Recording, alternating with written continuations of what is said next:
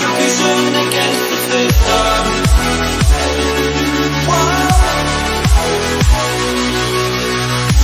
Taking a stand is what enough. We the people expect to turn the change the world for us. Living in a fantasy, taking everything away from me.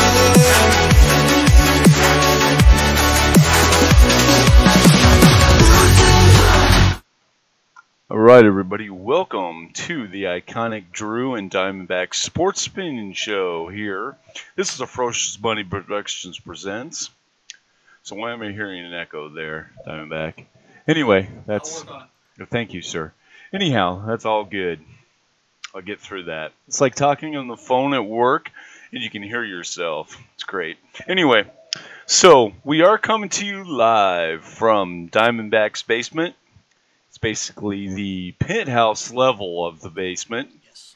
So, Diamondback, how was your week? It was a good week, actually.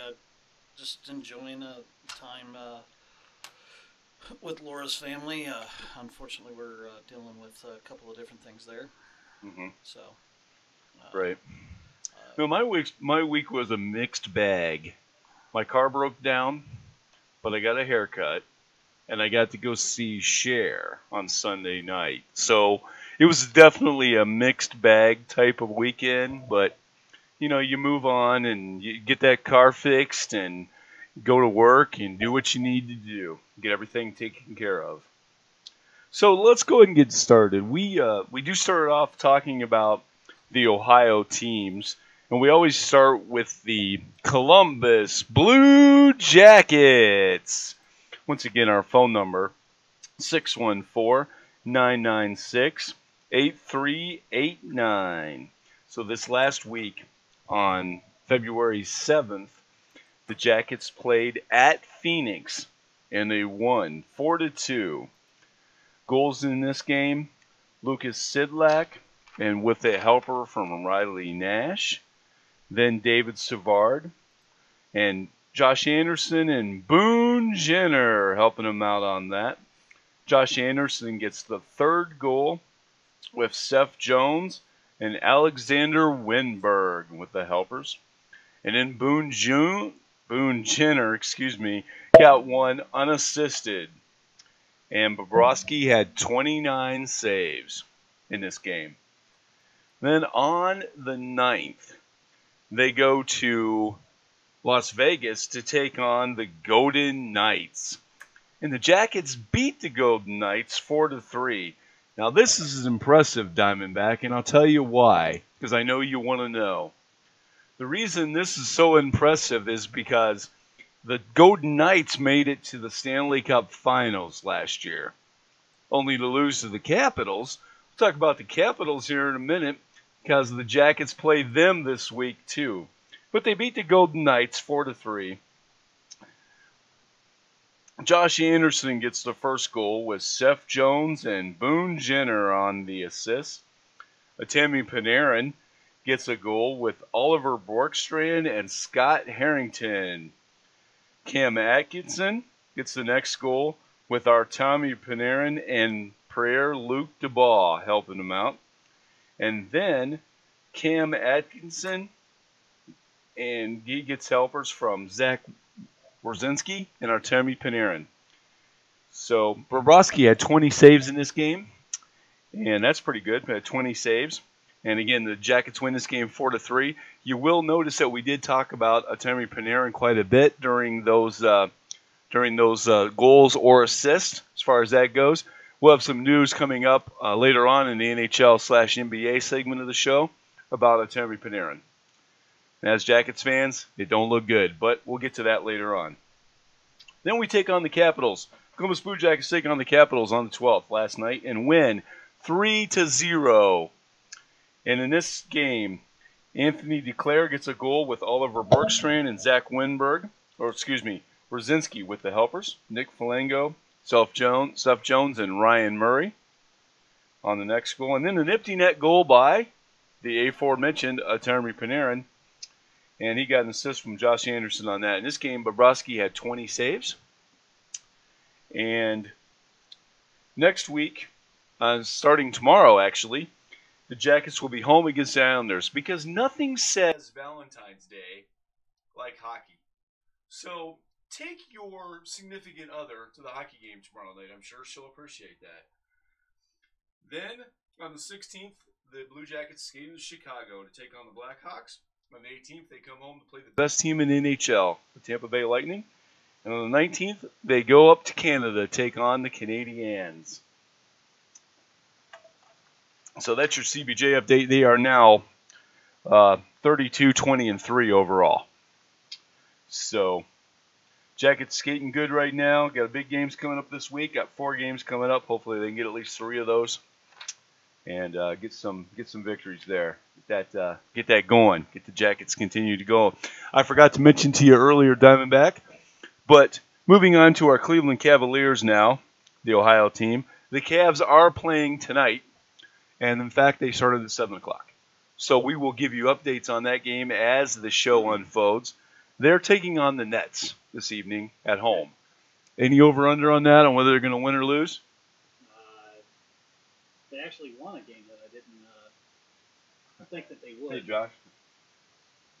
Yeah, I had them winning that game, if I remember right. Still at Echo. Yeah, they won against the Knicks. Yeah, we got that coming up here. Yeah, in fact, on the 8th, they went to the Wizards and lost 119-106.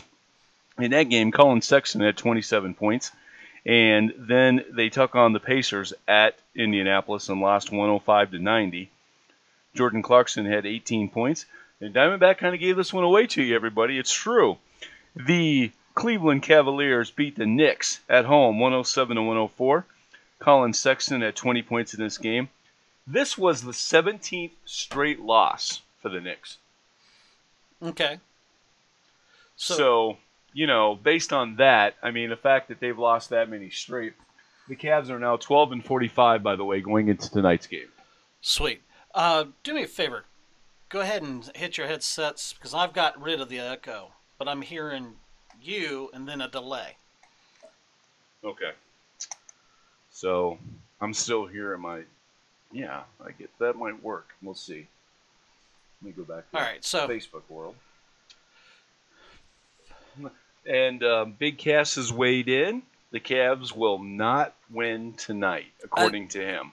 Well, I had them losing all 4. Right. And I have to agree. I agree with Cass. I don't think the Cavs win tonight against the Nets at home, but we will keep that score updated for you as the evening unfolds. Yes. So we'll always do that. There's no games this next week in the NBA. Why? Why, you ask, Diamondback? Yes, I'd like to know why. He wants I to already know the why. answer why, but... It's All-Star Week. It's All-Star Week. On the 15th, we'll have the All-Star Rising Stars and Celebrity Games. Yes, I knew, Killer. And C.D. Osman from the Cavs will be playing in that game. On the 16th, there will be skills competition, the dunks, threes, and skills. And then on the 17th will be the All-Star Game itself. And actually, the skills comp is always better, in my humble opinion, than the All-Star Game itself. But there are no Cavs playing in the skills comp or the All-Star Game this year. Why, you ask? Because LeBron plays for the Lakers now. Wow. So, and Cass wants to know how we feel about the new football league that started last weekend. Well, Cass, we're going to get to that later in the show. Stick around.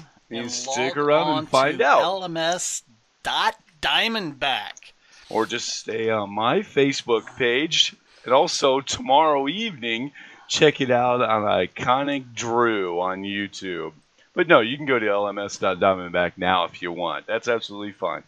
So now let's talk about one of Cass's favorite subjects, the OSU men's basketball team.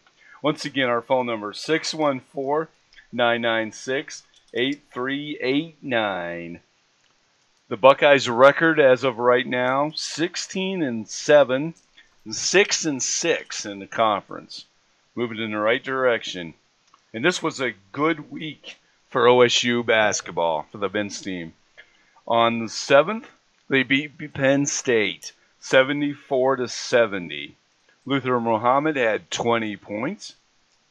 And then on the 10th, they went to Indiana. This was a great game. I enjoyed this. They beat Indiana 55-52. Andre Wesson had 15 points. Andre makes a dunk with .20 seconds left, and Luther Muhammad adds a free throw with .08 left.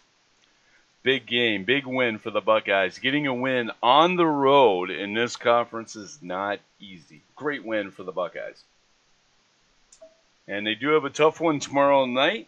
Yes, they're taking on Illinois at home.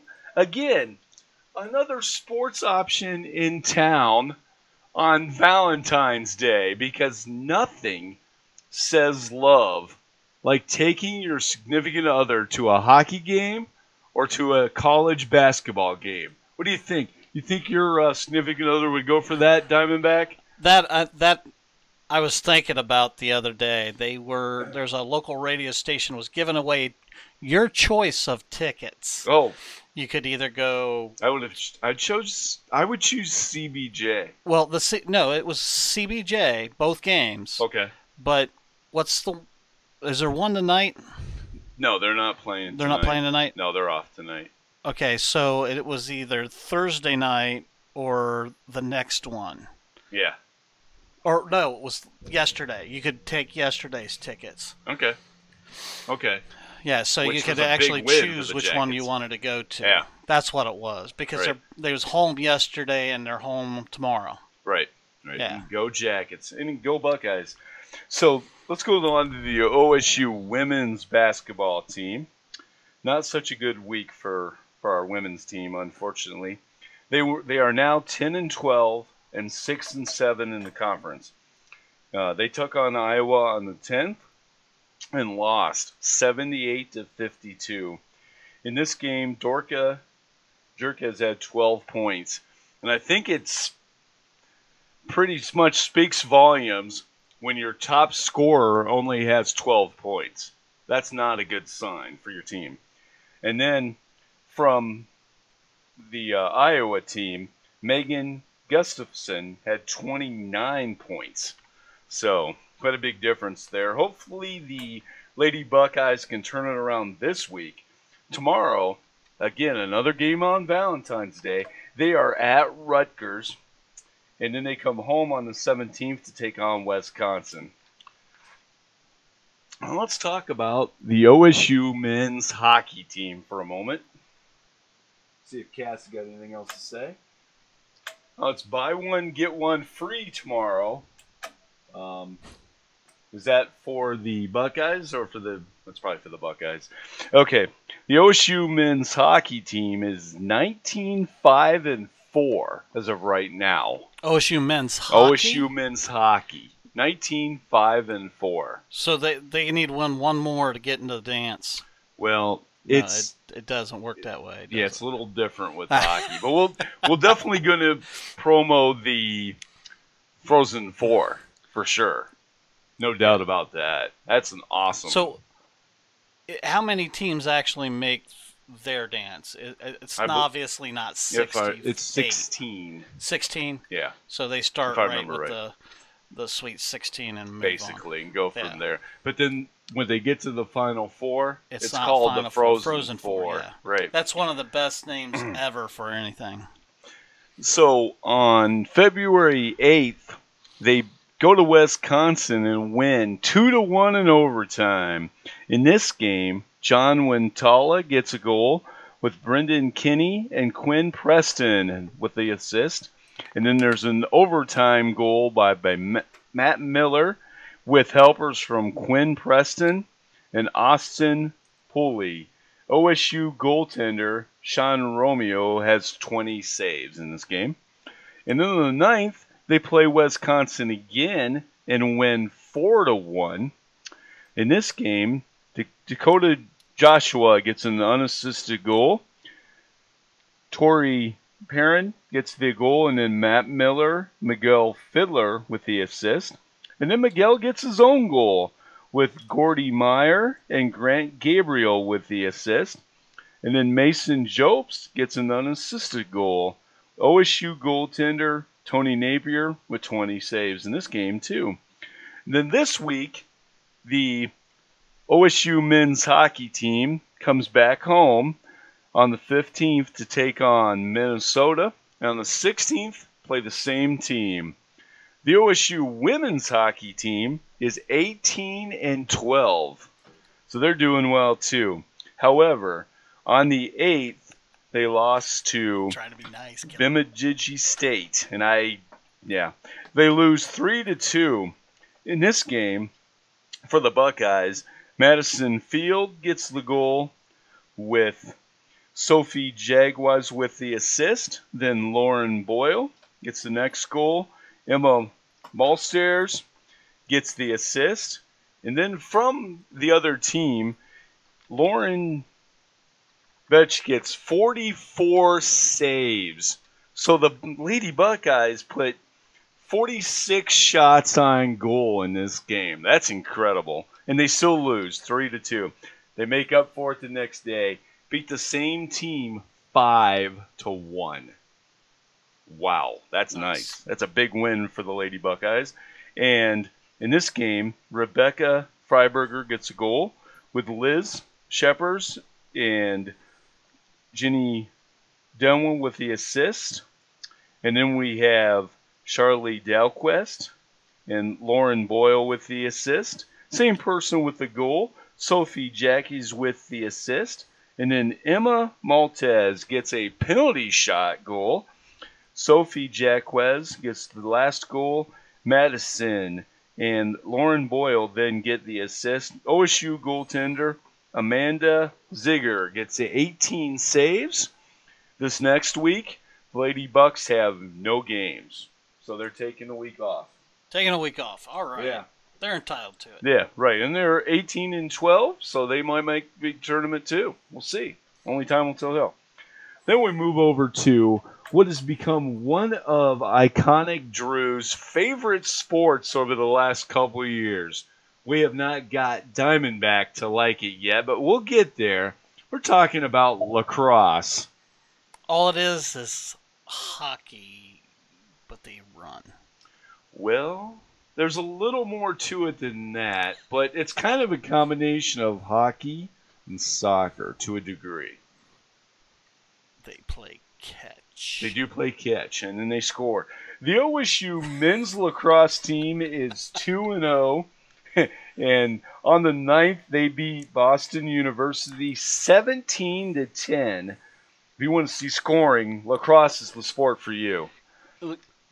For me? Yeah. No. If you like to see scoring. In this game, Jack Jansky had 5 goals, and Trey LeClaire had 4 goals. Goalie OSU, Skylar Walhan, had 8 saves in this game. And next week, they will, on the 16th, go to take on UMass. Okay.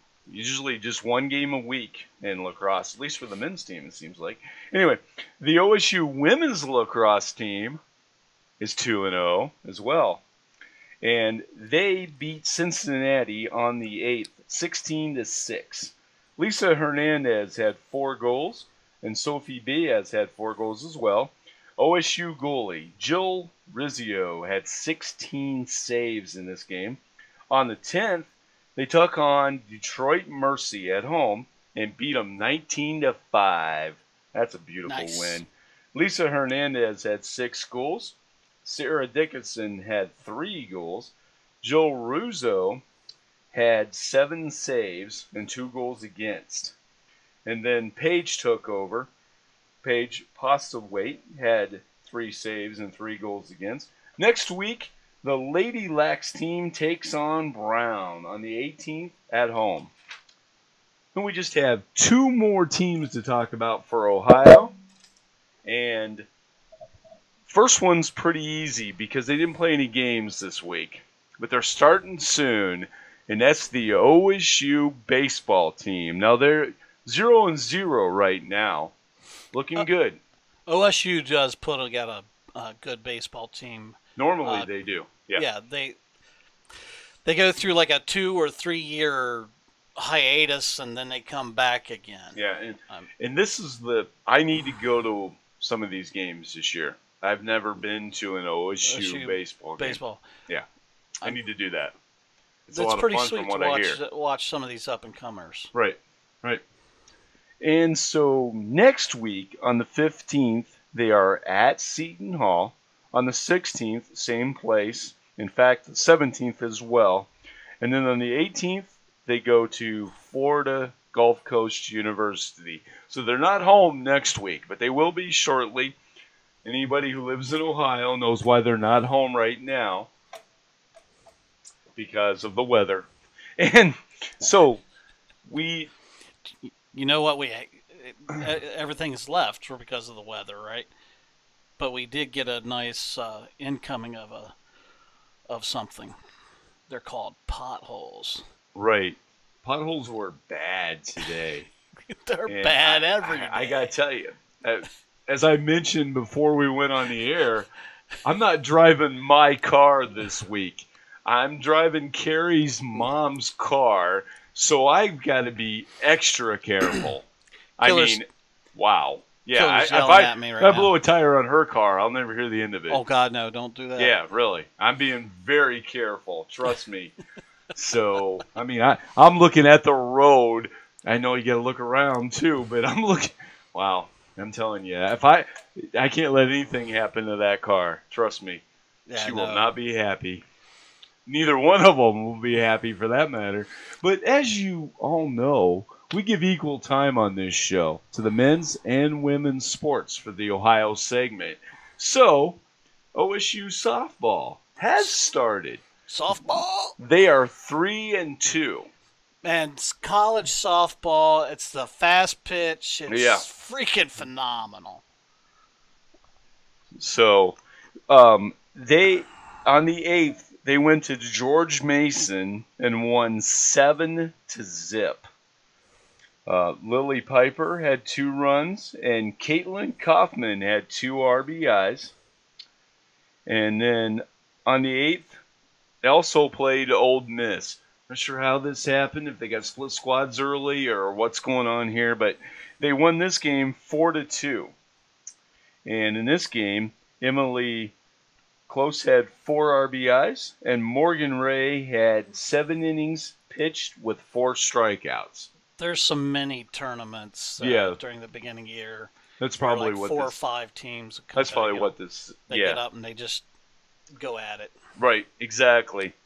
So then on the 9th, they had 2 more games, and they won them. Well, yeah, they won one and lost one. They won at North Florida 3-0. In this game, Ashley Prang had 2 RBIs, and Kat Duvall had 7 innings pitched with 10 strikeouts. Wow. On the 9th, they lost at UCF, University of Central Florida, 3-2. White, the UCF pitcher, had 7 innings pitched with 6 strikeouts. And then on the 10th, they were supposed to play Old Miss, but it got rained out, so they didn't get to play that game. Next week, the ladies softball team, on the 15th, they're at Florida State. On the 16th, they're at LSU. Also on the 16th, they're at Utah. On the 17th, they take on Notre Dame. So that's our Ohio updates for tonight. And when we come back from this break, we will be talking about Thank you, Killer. College football and also the NBA and NHL. I like me some college football. Yeah, we like college football. We're going to start with college football and go from there. So when we come back, we're going to talk about college football. Later in the show, we are going to preview NASCAR, the National Association of Soccer Auto Racing. And then also, we are going to talk about the new league that just started and update some stories in the NFL. So, this is the Ferocious Bunny Productions presents the iconic Drew and Diamondback Sports Opinion Show. And we'll be right back with college football and the NBA and NHL. Get a haircut and get a real job. Are you getting shaggy?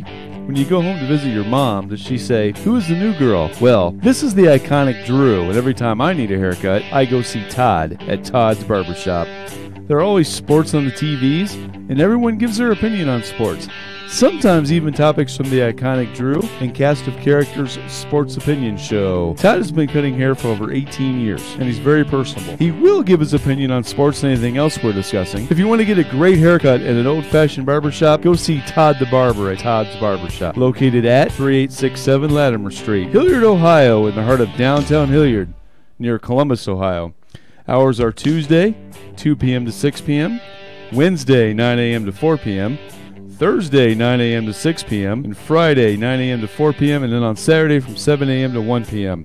Closed on Sunday and Monday because Todd is a family man. So if you need a haircut, do what the iconic Drew would do. Go see Todd at Todd's Barbershop.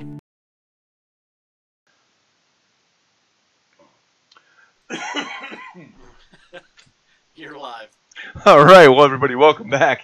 And Diamondback just told me now that I'm live, so thank you for that, Diamondback. Anyway, now we're throwing Jolly Rancher things back and forth at each other. Anyhow, and bottle caps, apparently. This is a Ferocious Bunny Productions presents the iconic Drew and Diamondback Sports Opinion Show. I, of course, am the iconic Drew, joined as always by my sidekick, the Diamondback. Where's he at? He owes me money. What, Diamondback owes you money? Diamondback always. You better go look in the mirror. He never pays me. I Pays know. everybody else, but never me. That's right. So let's start talking with some college football updates. Look at that. There were a couple stories this week that came out that are interesting. First of all, good news for Buckeye fans. Good news for Buckeye World. Justin Fields, the OSU QB transfer from Georgia, is granted immediate eligibility at Ohio State. Eligible. This is actually great news for the Buckeyes, especially with Sorry about that, Tate. everybody. I'm back. taking off. Right. Tate being chicken and giving up and walking away. Step up to the challenge. I mean, Yeah, he calls this guy out right after Ohio State takes care of the business against Washington, against the Huskies. And then he's like, "Oh, come on up, Justin, come on up." And then the second Justin comes up, he goes to Miami in Florida. Like, I can't even root for him down there. I'm sorry. Maybe I'm wrong on this, but I can't even root for him. I don't think you have a problem with it. I mean, if he would have stuck it out, I had no problem rooting for Joe going down to LSU. No problem at all. if he would have stuck it out and got red shirted or anything like that, like God bless it, my mind's gone. Anyways, if he would have stuck it out and tried it, got red shirted, or just actually tried and he lost the job, Yeah. at least he challenged it. Right, because Joe challenged it at least. He stayed through spring practices and a little bit after that before he went to LSU. Right. You know, meanwhile, this guy's just like, "No, come on up, Justin, come on." And the second Justin gets here, he takes off. Takes off, yeah. It's like, really? No, I'm not. I'm not impressed with that. That's not. As I said, it'll be probably Chicken something liver. different. You don't like Miami anyways. Right. No, I hate So- I hate the Miami Hurricanes. Big time. I always have. And I probably always will, although still one of my best memories as a Buckeye fan was when Ohio State beat them for the national title. What, double overtime that night? Yeah. I mean, that was beautiful. Me and Lewis has called in a couple times. You know Lewis kind of from our show here. Me and Lewis were watching it. It was just me and him watching it, and we were pacing the floor, just walking back and forth like this, just crisscrossing each other. And, you know, by that point, we were almost out of beer, so it wasn't a good thing. But we just kept walking around the room because that game was so nerve-wracking. Yeah, but it was awesome because the Buckeyes won, of course. So, more Buckeye news. You may not have heard this one, Diamondback. What's that? This has come from an undisclosed source. I'm not allowed to state on air who told me this. But Do we This have person- inside track? This person believes that I have an inside track. And he's got an inside track that I don't have. And he stated that in 2 years, Urban Meyer will be the head coach at USC. USC? USC. No. That's the rumor that's No. going out there. That's my juicy rumor for tonight that I put out there to Facebook world and everybody else. That's our juicy rumor of the night. No. What do you think about that one, Cass, if you're still listening? Urban Meyer, 2 years, USC, head coach. Your source is crazy. Well, only time will tell. Only time will tell. So, I don't know. I mean, I hope the source is wrong, personally. I would rather see Urban Meyer retire, deal with his health issues, get all that corrected and taken care of, and then deal with, anything in the future. But he's gotten 4 jobs since he quit coaching. Yeah. And now he's doing all of them. So those 4 jobs not as stressful as being head coach at Ohio State? Well, maybe not. No. No, it's not. Being So- a head coach anywhere at a main program, Yeah, and especially one where the fan base expects what we expect every year. I'd rather be president of the United States than take one of those jobs. I'm dead serious. Less stress. Probably, yeah. Less stress. Wow, less stress being president of the United States than being a head coach at Ohio State, Bama, Notre Dame, any of these big Michigan, programs. USC. Meat chicken, right? Any of these big programs. Any of them. So, wow. Well, Diamondback, that's all the college football news I have, unless there's something else you want to throw in there that you heard this week. I guess not. So, Diamondback's not No, saying... I'm sorry. I was reading Killer's comment there. Yeah. He was. We're getting an echo, but he's not getting it. So he says it's on our end. So I got to figure it out. So, Diamondback, it's time to switch over to the National Basketball Association, known as the Association by those that follow this league You closely. mean this screen? Yep, I mean that screen right You know there. how hard it is to get up and paint both sides. I know, you are fast. Man, Diamondback, you're on it tonight. So let's look at the standings first for the National Basketball Association. By the way, Killer naps over. Naps over. Wake up, kid. Is he in the association? Does he root for a certain team in the league?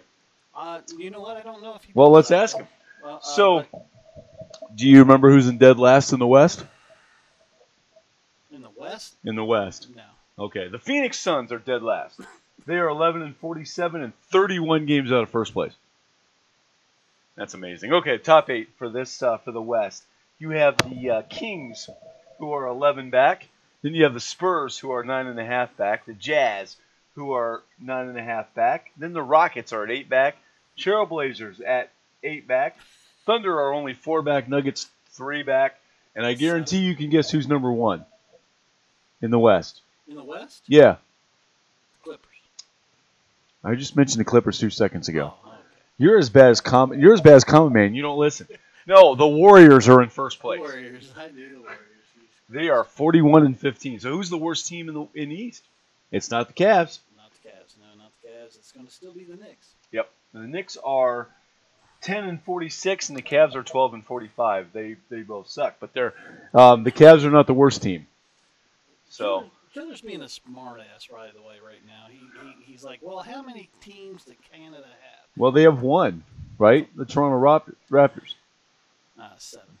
7 They got 7. in the NBA. Yeah. Okay. I don't know. Anyway, let's before we one. Before we look at the top 8 for the East, let's look at our teams. Obviously, you're an Atlanta Hawk fan, Yeah, and I am a Detroit Pistons fan. and if we weren't those fans, they probably wouldn't be mentioned.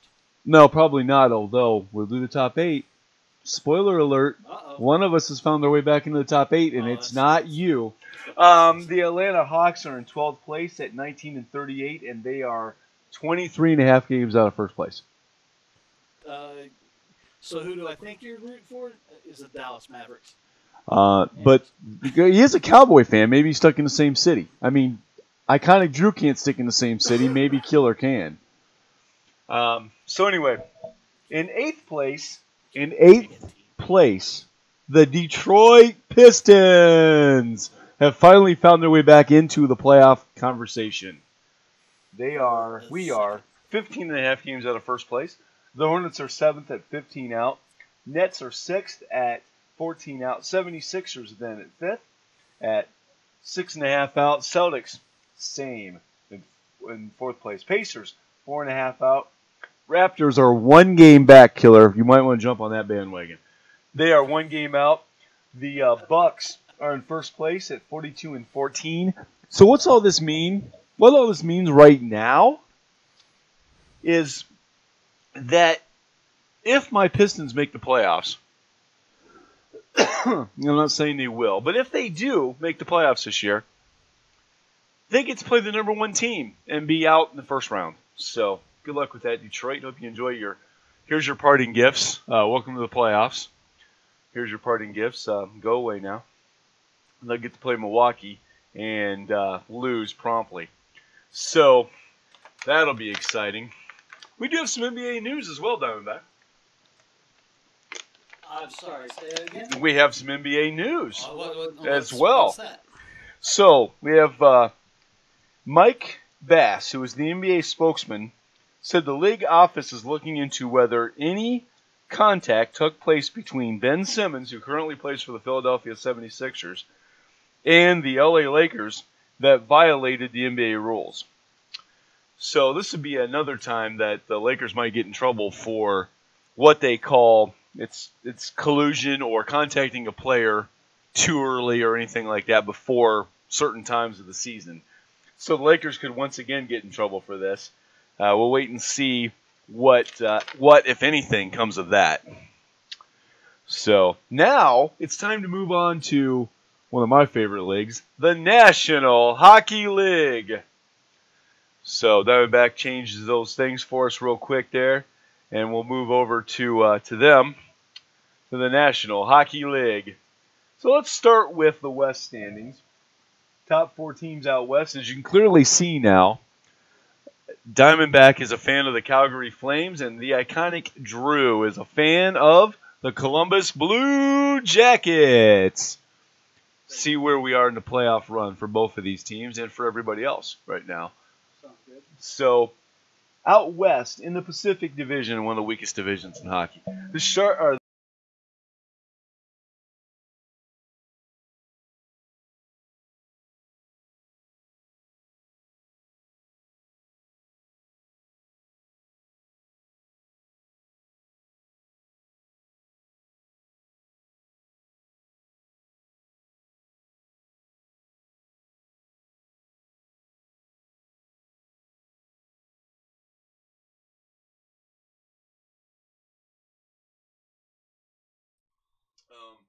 I'm going to go ahead and go on here. In the Western Conference, then in the Central Division, the Blues are in 4th place at 61 points. The Stars are next with 63. Then we have the Predators at 71, and the Winnipeg Jets in 1st place at 75. Do we have sound back? Yep, we got sound back. Awesome. Then let's go out east. We're going to save the best conference for last. In iconic Drew's humble opinion, that's the Metropolitan Division. Of course you think that just because that's where the Blue Jackets are. Well, that might be true. Might So be the true. That is Atlantic, true. that might be the reason. The Atlantic Division, Really? We're gonna go through this? Canadians are in 4th place with 69 points. The Bruins are next at 72. Maple Leafs then at 75. Best team in hockey this year so far, the Tampa Bay Lightning with 88 points already. Wow. Killer disagrees with you. The They're on Pacific Division is the best. I understand that, Killer, and that's your preference, and that's fine. 614-996-8389 is our phone number. I'll have to agree with him just because he's Canadian. He's Canadian, so he knows hockey professionals. better than we Yep. do. He knows skatey punchy better than we. Skatey punchy.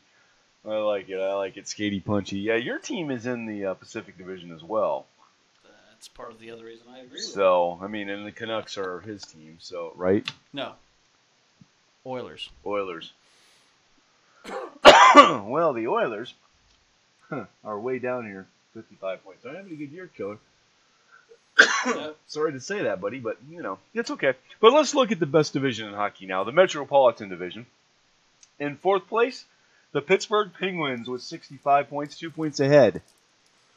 The Columbus Blue Jackets with 67. And then the Capitals with 69, and the Islanders with 72.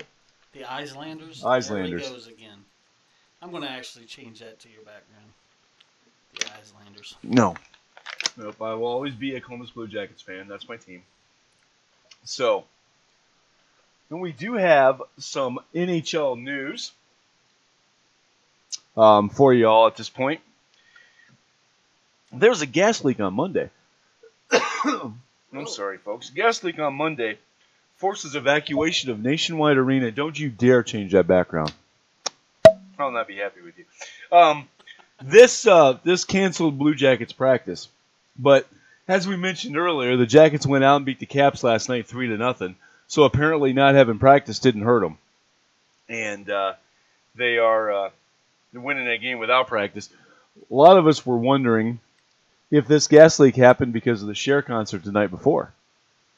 And of course, Iconic Drew and his girl were at the Cher concert on Sunday night. Why would that be? Well, because of all the strobe lights and everything else, and all the things that she did during the show and all that kind of thing. And I do have to mention, she's 72 years old. It doesn't look like it. No. Good Lord. I've seen the picture you posted. Wow. I mean, As- she's 2 years younger than my mom. It's incredible. As she sings, the beat goes on, and she hasn't missed a beat. No, she's not. Although I have a feeling this will be her last tour. Oh, it probably is. One of the best quotes from the night from her. Well, there was two really good quotes that night from Cher, and I'll share these really quick. Then we'll go back to NHL news. But the first quote was, she said how old she was, and of course everybody clapped. And then she goes, "What's your grandma doing tonight?" Which I just thought, what's my mom doing tonight? Because, I'm a little bit older than some of the people in the crowd. Anyway, so what's your mom doing? Or what's your grandma doing tonight? And then her second quote of the night, that was funny as heck, is they were setting up to do the Sonny and Cher segment of the show. Because she still gives, a lot of alliance to Sonny. I mean, that's basically where her career began, of course. Right. So she was getting ready to sing "I've Got You, Babe." Great song for Valentine's Day, by the way, everybody, all you Casanovas out there. So, anyway, she said, I was thinking maybe I should just do this at another time, another tour.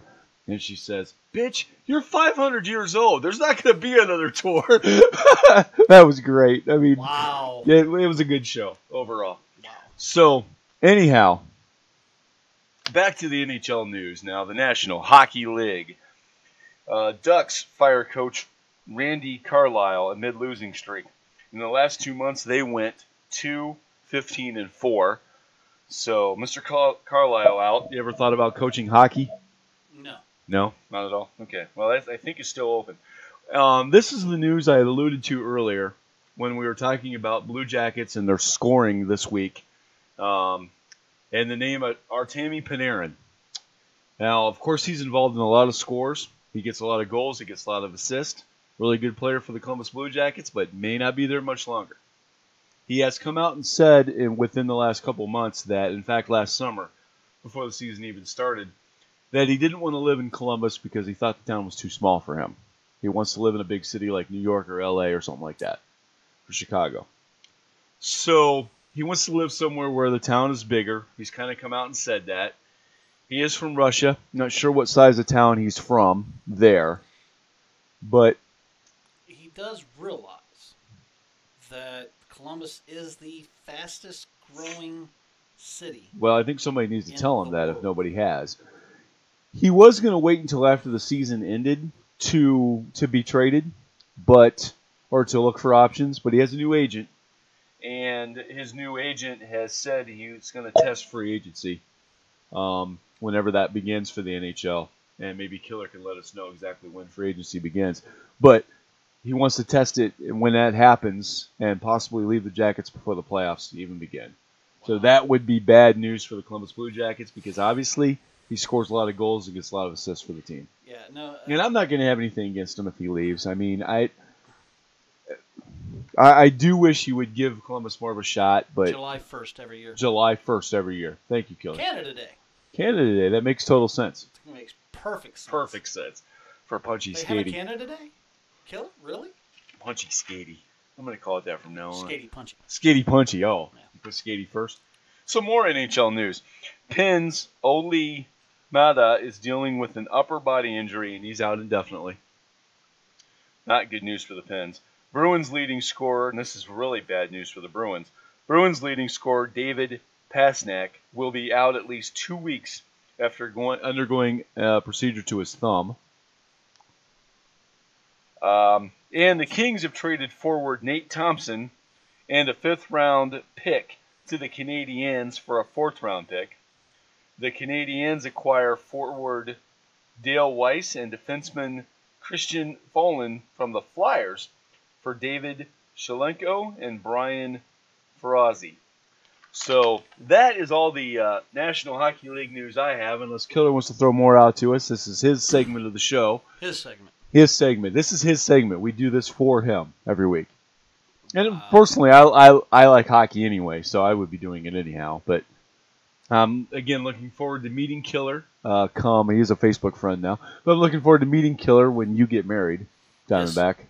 And not too long away now. I'm looking forward to meeting him too.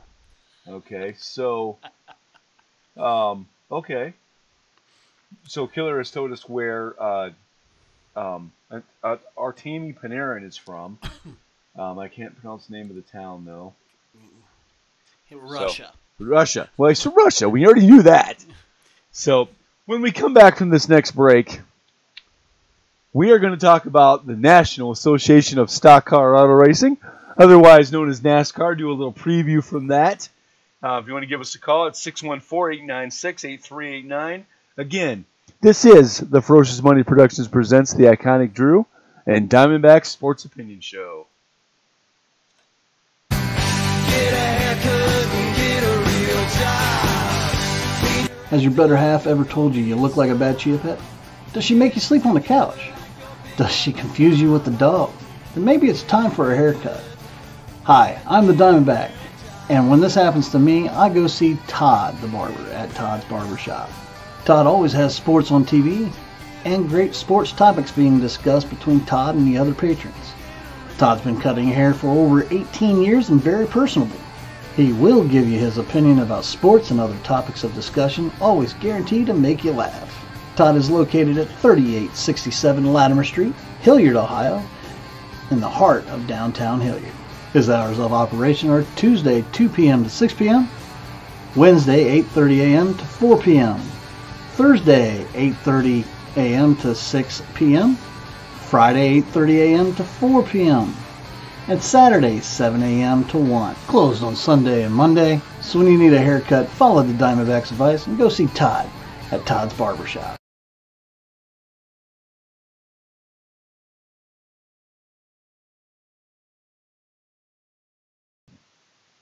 Welcome back, everybody, to a Ferocious Money Productions presents the iconic Drew and Diamondback Sports Opinion Show. As I teased right before we went to break, we are now going to talk about NASCAR, known as the National Association of Stock Car Auto Racing. We're going to take a look at each of the drivers, who they, what car number they have, and who their sponsors are, and all of that, and take a look at, maybe deciding who our favorite drivers are going to be. So iconic Drew and Diamondback can stick with NASCAR this year. As most of you know that follow the show on a regular basis, I did a little rant last year about NASCAR not having a race on Father's Day and how irritated I was by that. Well, I've been irritated with all the rule changes for a long time. So and Diamondback's irritated with rule changes, which we're really not going to get into tonight. No, I did not they write those out. I don't think they did any more changes for this year. I've just been, for a long time, I've been irritated with all these rule changes and the way they're doing stuff. And yeah. Well, you don't like stage racing. You're not a big fan of stage racing. I am. I like stage racing. Once they went to the stage racing was when I pretty much dropped. Yeah, I like stage racing. I would like to hear from Big E if you get a chance to call in. I know you're working tonight, but me and Big E went to the Ohio Media School together, and he is a big-time NASCAR fan. I mean, this is his sport. he'll watch other stuff, but NASCAR is his main sport. And so hopefully he gets a chance to call in. We are at 614. Not 896-8389 if anybody else wants to call in as far as that goes.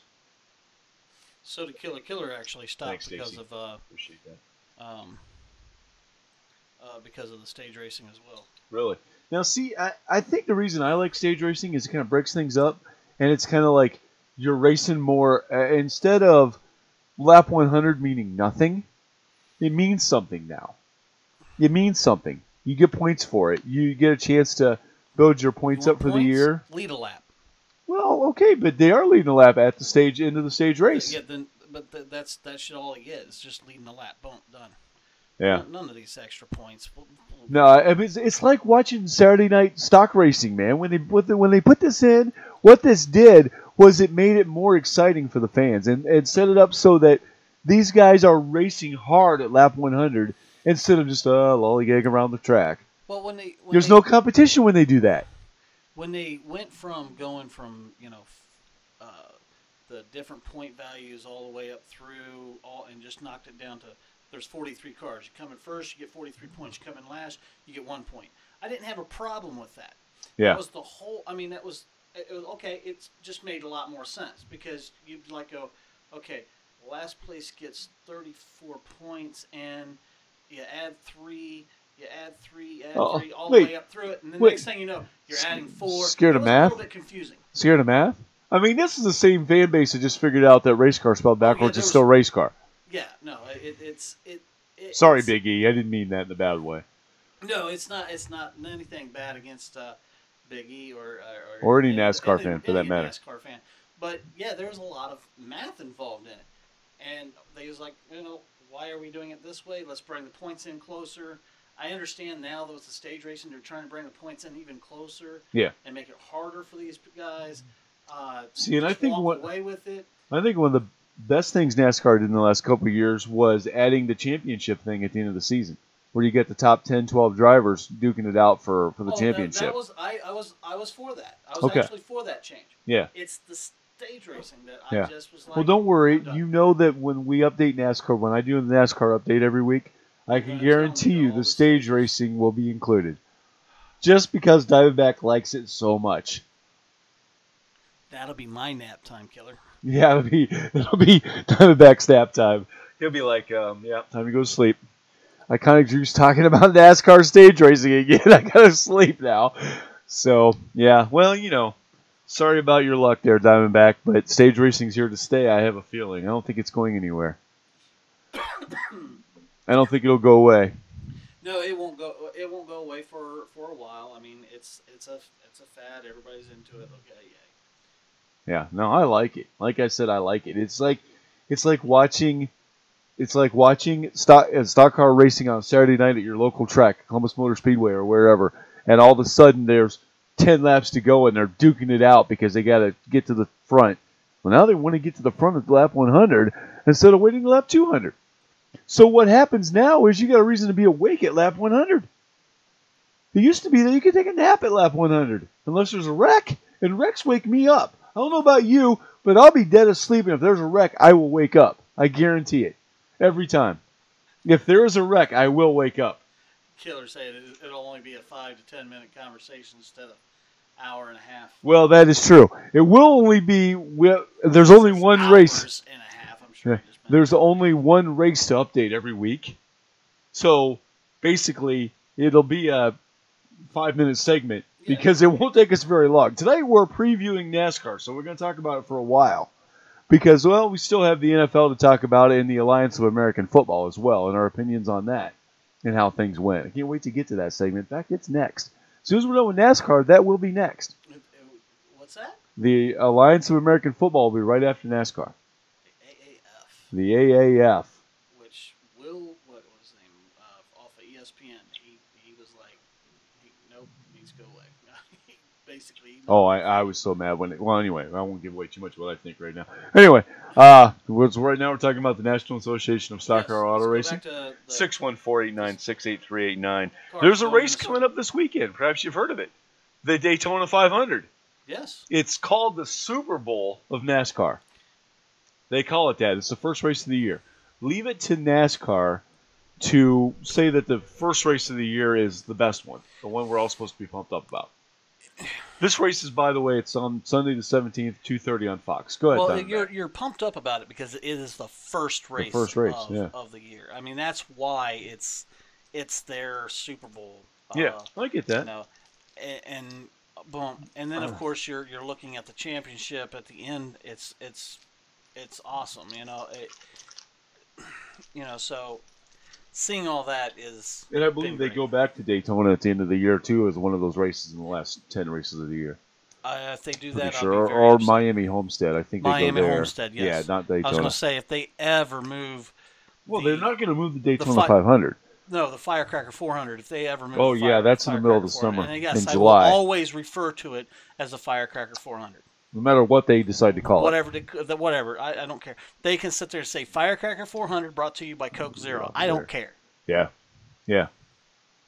So, I mean, I understand completely, Diamondback. I agree with that. But, again, stage racing, great idea. I'm glad they went to it. Bad idea. So, we're going to totally disagree on that one forever. But that's what's great about opinions. It Isn't used it to be the the Pepsi- Pepsi 400. Now it's Pepsi the 400 Coke now. Zero. The Coke Zero, now Coke took over. Coke Zero 400 is what. Why put the zero in front of it? Really? Yeah. Yeah. Coke Zero. Okay, we're gonna wave the flag. Everybody just sit still. Wow. Everybody just sit still. Nobody race. Nope, it's a Coke Zero. Yeah, it's kind of like me playing a video game at Dave & Buster's or someplace like that, and all of a sudden, which pedal do I push? What's going on here? Meanwhile, my Why son is everybody Spencer's passing me? My son Spencer's lapping me 5 times before I figure out where the freaking pedal is. Nice. But let's talk about some of the racers, the drivers for NASCAR. Thank you. All right. So, first we have Eric Amarello in the 10 car. Eric, spelled with an A. Amarello. Eric, spelled with an A. A. Driving a Ford. It's Eric E. And I can't read his sponsors from here. Well, it's Stuart Haas Racing, of course, number 10, the Ford. Yeah. I didn't have the sponsors up here on there. I actually have the sponsors. Good. I'm glad you do. I didn't. Have that actually, on my he is screen. sponsored by Smithfield Foods. He's driving the 10 car. And I'm just going to go ahead and go with the list I got here, Diamondback. Go ahead. So, yes, Eric Amarello, 10 car, Ford, Smithfield Foods. Next, we have Alex Bowman in the 88 car. 88. Driving the Chevy Nationwide Assurance. A lot of people will be a fan of his because that's Earnhardt Jr.'s car. Earnhardt Jr. Now, Earnhardt retired 2 years ago. He didn't retire last year, right? Right. This will be his second year out. So right. now, did he take his place just because of that? I believe so. Yes. Okay. But it's not the Mountain Dew car anymore. No, it's sponsored by Nationwide Insurance. Which was a sponsor of Earnhardt at one point before he got up to NASCAR's level. No, well, no. Even afterwards, they've always been a sponsor of. They were not the primary sponsor though. No, they were never the primary. Right. So, and while we're talking about NASCAR, we're gonna now wait. I'll wait till I get to that car number. And that's when I'll mention this. Austin Dillon's in the 3 car, Chevy, sponsored by Dow. He'll have a lot of fans too because of driving the 3 car. I'm glad. And I like Austin I'm Dillon. glad that they brought the 3 car back. Yeah. A lot of people was like, "Boom, I don't, why are you doing that?" Why? But that a Childress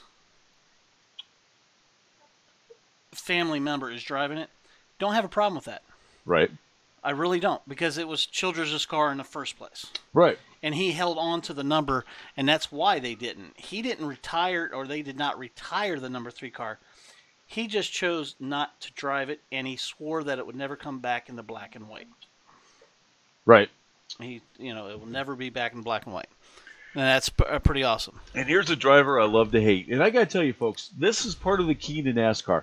You need to have drivers you hate and drivers you like. Because if you do, you have more of a reason to watch. And this guy I love to hate. And hate's a strong word, I realize that, but it's sports related, so it's not really hate. Brad Keselowski driving the 2 car. It's a Ford, the Miller Lite car. Yeah, I don't like him. This is the guy that got in the fight with my favorite driver of all time, Jeff Gordon, at one point. And Jeff popped him. right after a race. That was beautiful because Brad had cut him off, and Jeff just And you're talking about Kozlowski? Keselowski. Yeah. Yes, Brad Keselowski. Actually, Killer, no. The number 2 car is what he drove before he went to Childress. Right. Then my second favorite driver, and we're going in alphabetical order on these, so my drivers are not listed in order of my favorites. So my second favorite driver, Chase Elliott. He's in the 9 car. He drives a Chevy and drives for Napa. So go Chase. Yeah, he drives for Hendrick Motors. Right. And then Clint Boyer. He is in the 14 car. Drives a Ford. Drives for Mobile One. Stuart Haas Racing. Right. Stuart Haas Racing for him. And then we have Corey LaJour in the 32 car. He drives for Ford. Schuster Systems. Go Fast Racing. Go Fast Racing for him. Is this ownership? Yep. And then we have Daniel Suarez in the number 41 car. Ford drives for Eris. Wait, what was his name? Daniel Suarez. Daniel Suarez. Yep. Yeah. So, yeah, you're making me go all the way. Once again, Stuart Haas Racing, the number 41. There you go. Oh, we have a call. Awesome.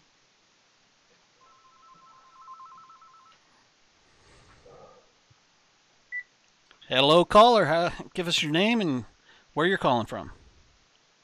Hey, this is Big E. Hey, all right. Hey. Jeremy Biggie, how are you, buddy?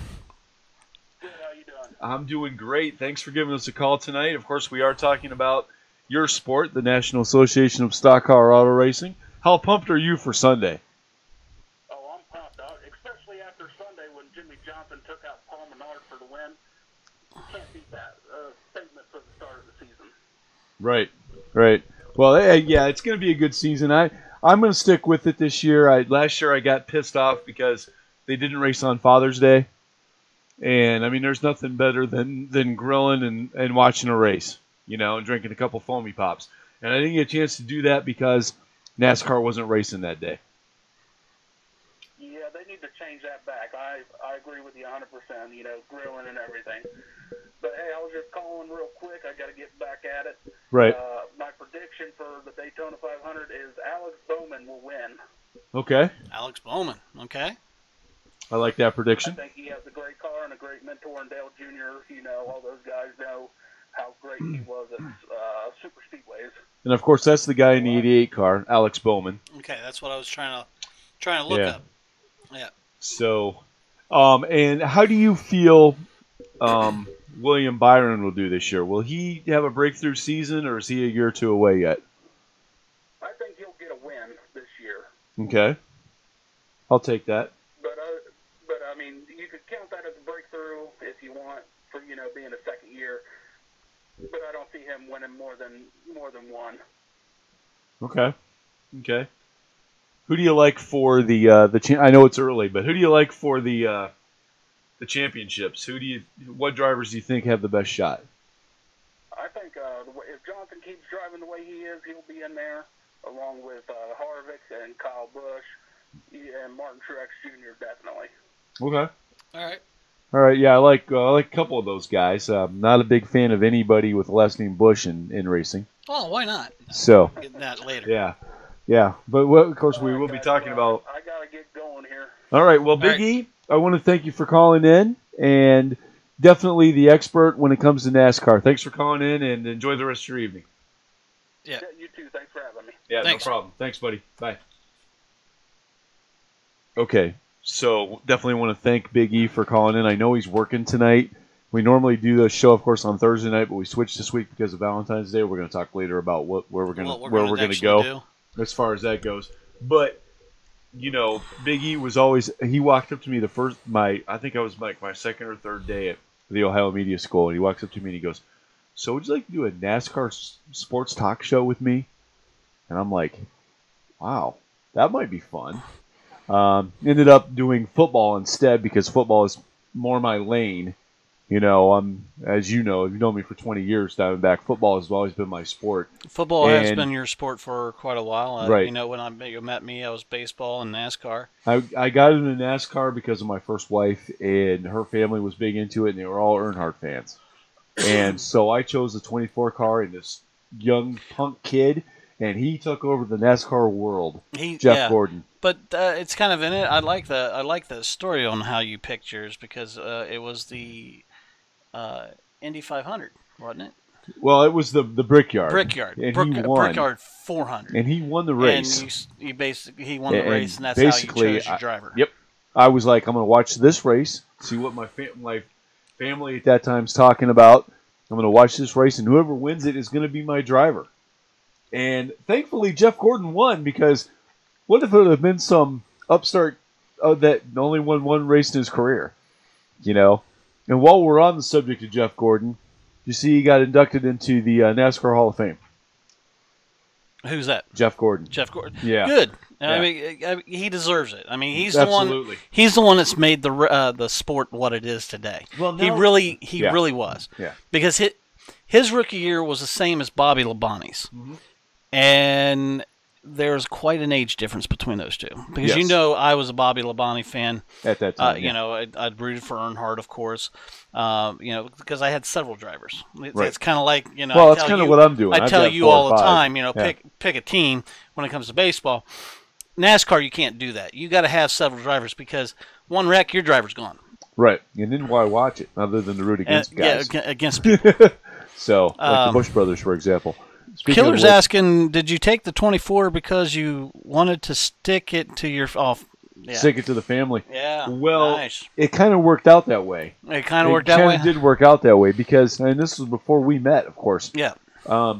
But I say a Jeff Gordon fan all those years. Of course, being a Gordon fan was not hard, because he won a lot of races. He won a lot of races, and he was always in the mix for winning a championship every year.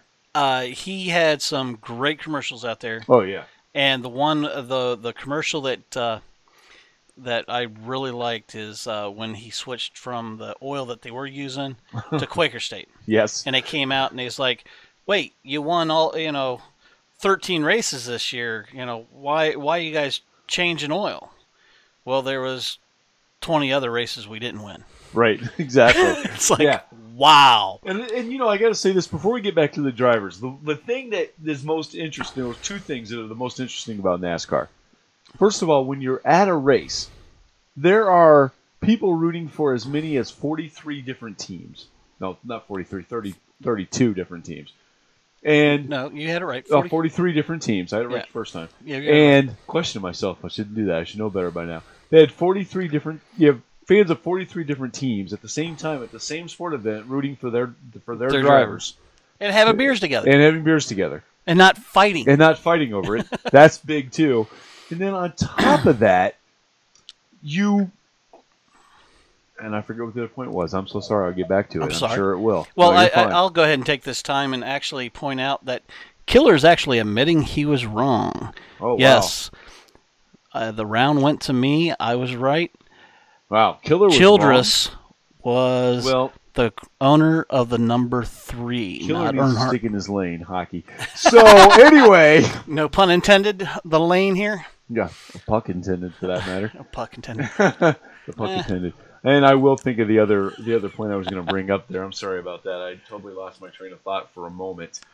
But, I've always found it interesting that when you go to a race, there are as many as 43 different fan bases. Now, you're going to see more of certain people, of course, but 43 potential different fan bases. You'll never see that at a football game, basketball, hockey, any baseball. You'll never see that,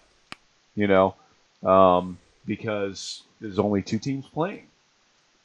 So you have to choose one. Choose one, Andy. Choose one iconic Drew.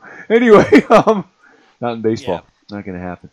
But so you need to choose one. So I think maybe this might be what I wanted to point out. I'm not totally positive. It might be something else, but something else just occurred to me about NASCAR as well, and that is that what Jeff Gordon did and how he changed the sport. And we've talked about this before, Diamondback, but one of the ways he changed the sport is he made it a young man's game. Look at these guys now. They're all young, and they're all in good shape. When he first came into NASCAR, it was an old man's game. 50 or older. I hate to say that as an old man's game. Anyway, 50 or older, and a lot of them were out of shape. Out of shape, yeah. Yeah, Jeff came in, and all of a sudden, Jeff came in. look now. Yeah, Jeff came in, and Mark Martin went to the weight room. Yes. He started lifting weights. He was And like, Mark was already a competitive driver. He's at that already, and yeah, I mean, he's the one that made Mark Martin go to, because he was like, I'm not going anywhere anytime soon. Right. Right. And he didn't. Yeah. And then he ended up being his teammate later on. And obviously, I just asked Big E about William Byron driving the 24 car. Spoiler alert, he's my favorite driver. The reason is because of the car he drives. He's in the 24 car. Therefore, I am automatically a William Byron fan. I cannot. It's automatic. Bobby Labonte drove the number 18 Interstate Batteries car. I will never be a Kyle Busch fan. Never, ever, ever. So there's no way I can actually. Well, and I can't blame you for that. There's a guy that we both love to hate, Kyle Busch, and his brother. Now, I admire the hell out of him because yeah. he's the only person that can go 3 wide by himself. And he drives the 18. Yeah, he drives the 18 car. I believe still for M&M's, and he Yes. is very competitive every week. Very competitive. But I'll take Big E's word for it. I mean, if I was a betting man, I would put my money on the guy he said will win the race on Sunday. Because the man, Big E knows NASCAR like I know football. It's unbelievable, the depth of knowledge that he has. You knew how much I watched it, and I was completely into it. Great. Killer is chiming in. Earnhardt Sr. was his favorite driver, but he will not cheer for Austin Dillon. And then he cheered for Junior, but he won't cheer for the guy who's driving it now. So who do you think you would take there, Killer? So, looking at the Busch brothers, we just talked about Kyle. He drives the 18 car for M&M. Kyle and from his Manitoba. His brother Kurt drives a Chevy as well for Monster Energy. And he is Kurt's in the 1 car. 1 car. Another big name in NASCAR. Switching from Stuart Haas over to Chip Ganassi Racing. Right, and I'm just going to jump all over the place now, Diamondback. Yeah, I'm trying to stay with you. Another big driver, Kevin Harvick in the 4 car. Stuart Haas Racing. A Ford. He drives For Busch or Busch Light. Yep. And then we have Joey Logano, another big name. Number 22 car. It's a Ford for Shell Pennzoil still. Going back over here, David Reagan drives the 38 Ford for Shriners Hospital for Children. That's a good sponsor. Front Row Motorsports. Another person I love to hate in this sport. Freaking, can't stand him. Can barely say his name. Hamlin. Denny Hamlin. 11 car Toyota FedEx. Don't like Joe him at Gibbs all. Racing. Right. Derek I actually like Denny Hamlin. Well, we like to root against each other in this sport. Well, So, no, it makes it Denny more Hamlin is a hell of a young gun. Yes, I'm still going to say Gillette Young Guns. The heck with everybody else. Well, you're pretty much old school, Diamondback. You kind of just stick with whatever you wanted in NASCAR and kind of get out of Firecracker what 400? you want. Yeah, Firecracker 400. Even though it's the Coke Zero now, they're going to not drive, apparently. Yeah, Coke They're Zero. going to drive like I do at Dave & Buster's. So, not well. Another big name is Eric Jones in the 20 car Toyota DeWalt. But Joe Gibbs Racing. A huge name, of course. Jimmy Johnson. Still driving in the 48 car, being sponsored by Ally Financial. He's probably my 4th favorite driver. Is he trying to break that 7 record? I think so. Because he's got his 7. Yeah, he's got 7. He's tied Earnhardt. Unbelievable that Jeff Gordon did not tie that record. It really is. But Well, he ended He had up 5, right? Yeah, he 4. 4, okay. He had 4. He ended up bringing Jimmy Johnson into this sport because he was co-owner of that car. Yeah. So that was pretty cool that happened. Yeah, Jeff was driving still and being a co-owner on a car. Now, that's impressive. I will say this. I do not, and me and you have went back and forth on this. I will not look at it as he has 7 Winston Cups. He has 7 championships. Right. He is, now I will give him this. With all the rule changes, he was the one that was basically able to adapt to each rule change. Yes. And that is just phenomenal. Yep. If it wasn't for the rule changes, I don't think he would have been able to have 7. Mm-hmm. Because you had to go from start to finish, and have the most points at the end of the year. Yeah. There was no resetting them and getting closer. Right. And there was a couple years that he was like number 12 or number 10 at that time. But he knew how to use. You're and right. he knew how to do. Yeah. He knew how to get in, and then push his way forward. And my hat's off to him for being able to do that. Mm-hmm. However, I don't put him in with the King and Earnhardt. Well, I mean, this comes back to the yin and yang argument. I mean, right. Browns fans bring this up when we talk football. We talk about the NFL. They'll talk about they have championships. They have championships. They don't have any Super Bowl. No, they don't have any Super Bowl. So I agree with you. I mean, I've always kind of debated this with you, but I actually have come around on this issue because I feel like you're right, Diamondback. I mean, the fact of the matter is, it was called a different thing. It was different formats. Now, the thing I'll give to Jimmy Johnson, I completely agree with what you said on that too. What I will completely give to Jimmy is that he adapted to this new system. To the new systems. Kevin Harvick has done a phenomenal job adapting with the stage to this racing. system. Yes. That's who I actually root for. And I like Kevin too, but he's not my top. I don't like that he's driving a Ford, but that is one of the. You are one of those old school guys too with NASCAR. I stay with Chevy. I stay with GM. Matters. See, it's never mattered to me.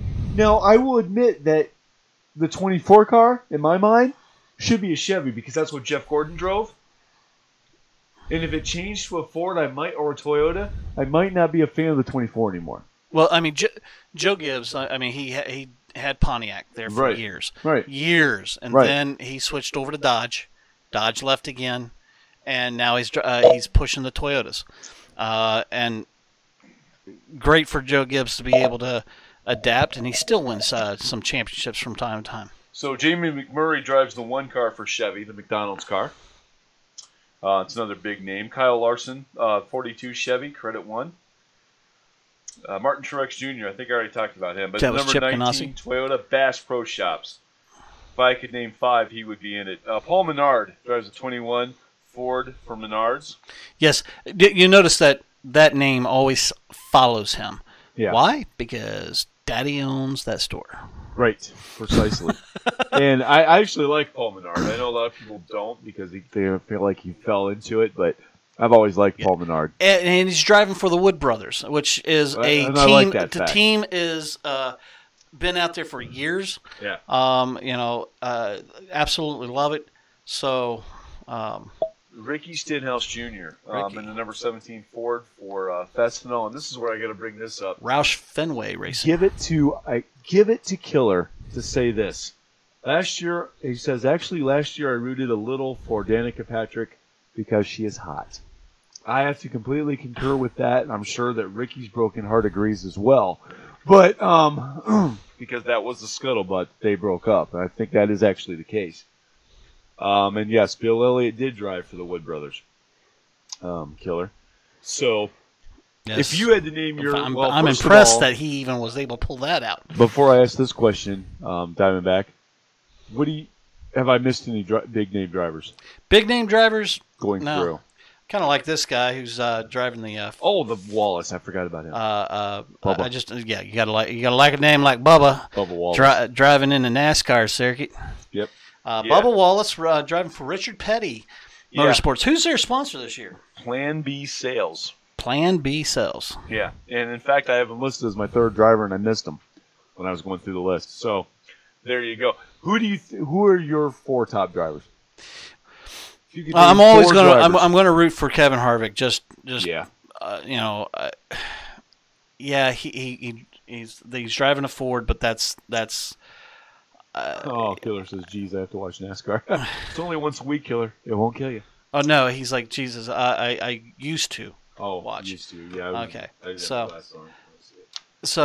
I think I'm going to push for Austin Dillon a little bit in there. As far as that goes, of course, Chevy driver there. Chase Elliott. I've liked Chase Elliott, and I'm trying to find him here. I know as soon as I see his name, I will know it. No, I don't even see it. God bless it. So I probably would go ahead and just go with Bubba Wallace there. Is your first? No. No. My first is going to be Kevin Harvick. Okay. So my fourth favorite driver is Jimmy Johnson in the 48. Okay. I got to stick with him because of the whole Jeff Gordon ties and the fact that he's very competitive. So I like that. Okay, so Hendrick Motorsports, all right. Yeah, and Chevy. another Hendrick Motorsports guy as well. My third favorite driver is Bubba Wallace. Okay. My second favorite is Chase Elliott. So we'd have two that are the same. Okay. And my first, I already said earlier, in the number 24 car, William Byron. I did like that Piggy did point out that he thinks that William will win one race this year, which that's a step in the right direction. I mean, he's a young guy. Hopefully he'll be in the sport for a while. If he's not, somebody else will be driving the 24 and I'll be rooting for them. So that's the way that'll work. Do we got a new Landon Castle. Is he is Double Starcom zero. Racing a new team out there? Because I only see one.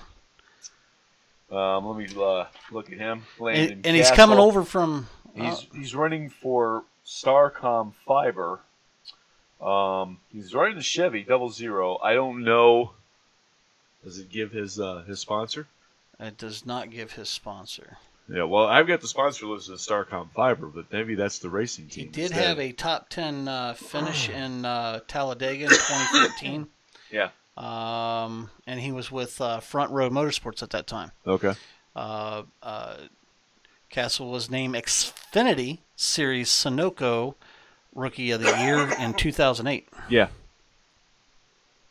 So could he be sponsorless? Well, maybe. yeah, possibly, but It's always I'm looking at a sponsorless. complete different. I'm actually looking at the killer just asked. NASCAR.com site, and they don't have them listed. I should. So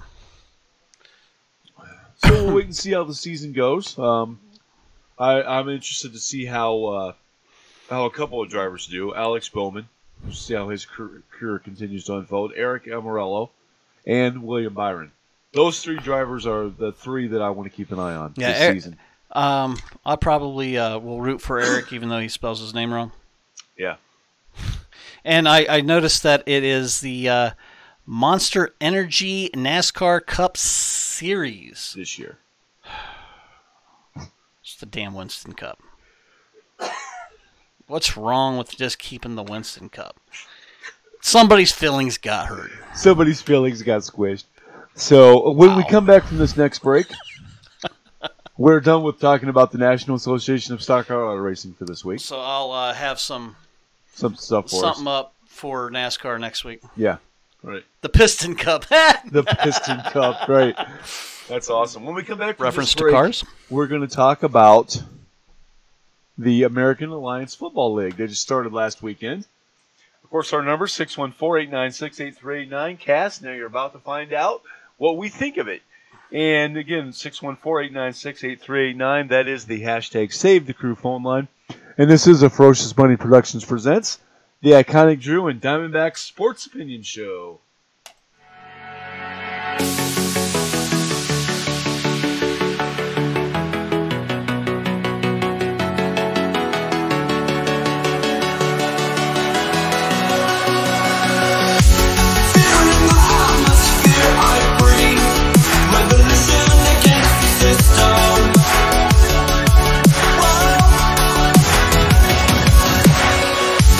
Nothing of the future left for you until we build up enough resistance.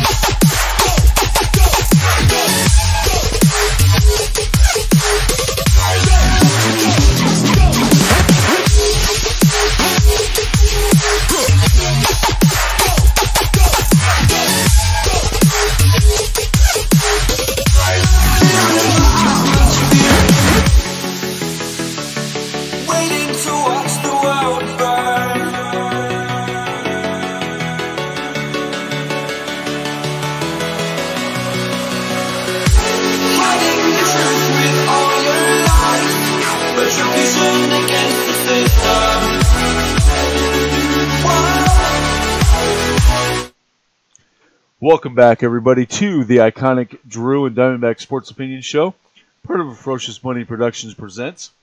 You can find us on LMS.Diamondback, on his YouTube page, also on my Facebook page tonight and tomorrow. I believe he'll have it up by tomorrow, hopefully. Yes, Sometime I'll try. tomorrow I'll do my evening. best. Go to Iconic Drew on YouTube, and you'll be able to see all this stuff I talk about on this green screen behind me here. Right now, we have the Arizona Hot Shots behind me and the Birmingham Iron behind Diamondback. Are you impressed that I remembered those names without looking at my sheet? Well, it's kind of like right there on your green Well, you screen. can't really read them because we're blocking them. What are you calling me fat? You're calling me fat. No, I'm just not calling you fat. That's a fat joke. It's a bad joke. That's a fat joke. All right, well, Wow. it's been 20 years Diamondback and things flipped Wow. around. What can I tell you? Yeah, it was completely the opposite way Completely around. the opposite when we met. And I was a skinny bastard then. Yeah, he was. And yeah, I ballooned to 295 at one point. So I wish Now that's that- all I would have ballooned to. I'm at 219 now. Last time I went to the 219. doctor. Not bad. That's Dr. Winchell. Thanks for referring that, by the way. yeah. Very nice guy. Uh, Sony, good doctor. I like him. Anyway, so now we're going to talk about the Alliance of American Football. And a little spoiler alert here. We both did a good job picking a team. So far, we're both 1-0. What is wrong with my Jolly Ranchers, man? How about that? Picking on me.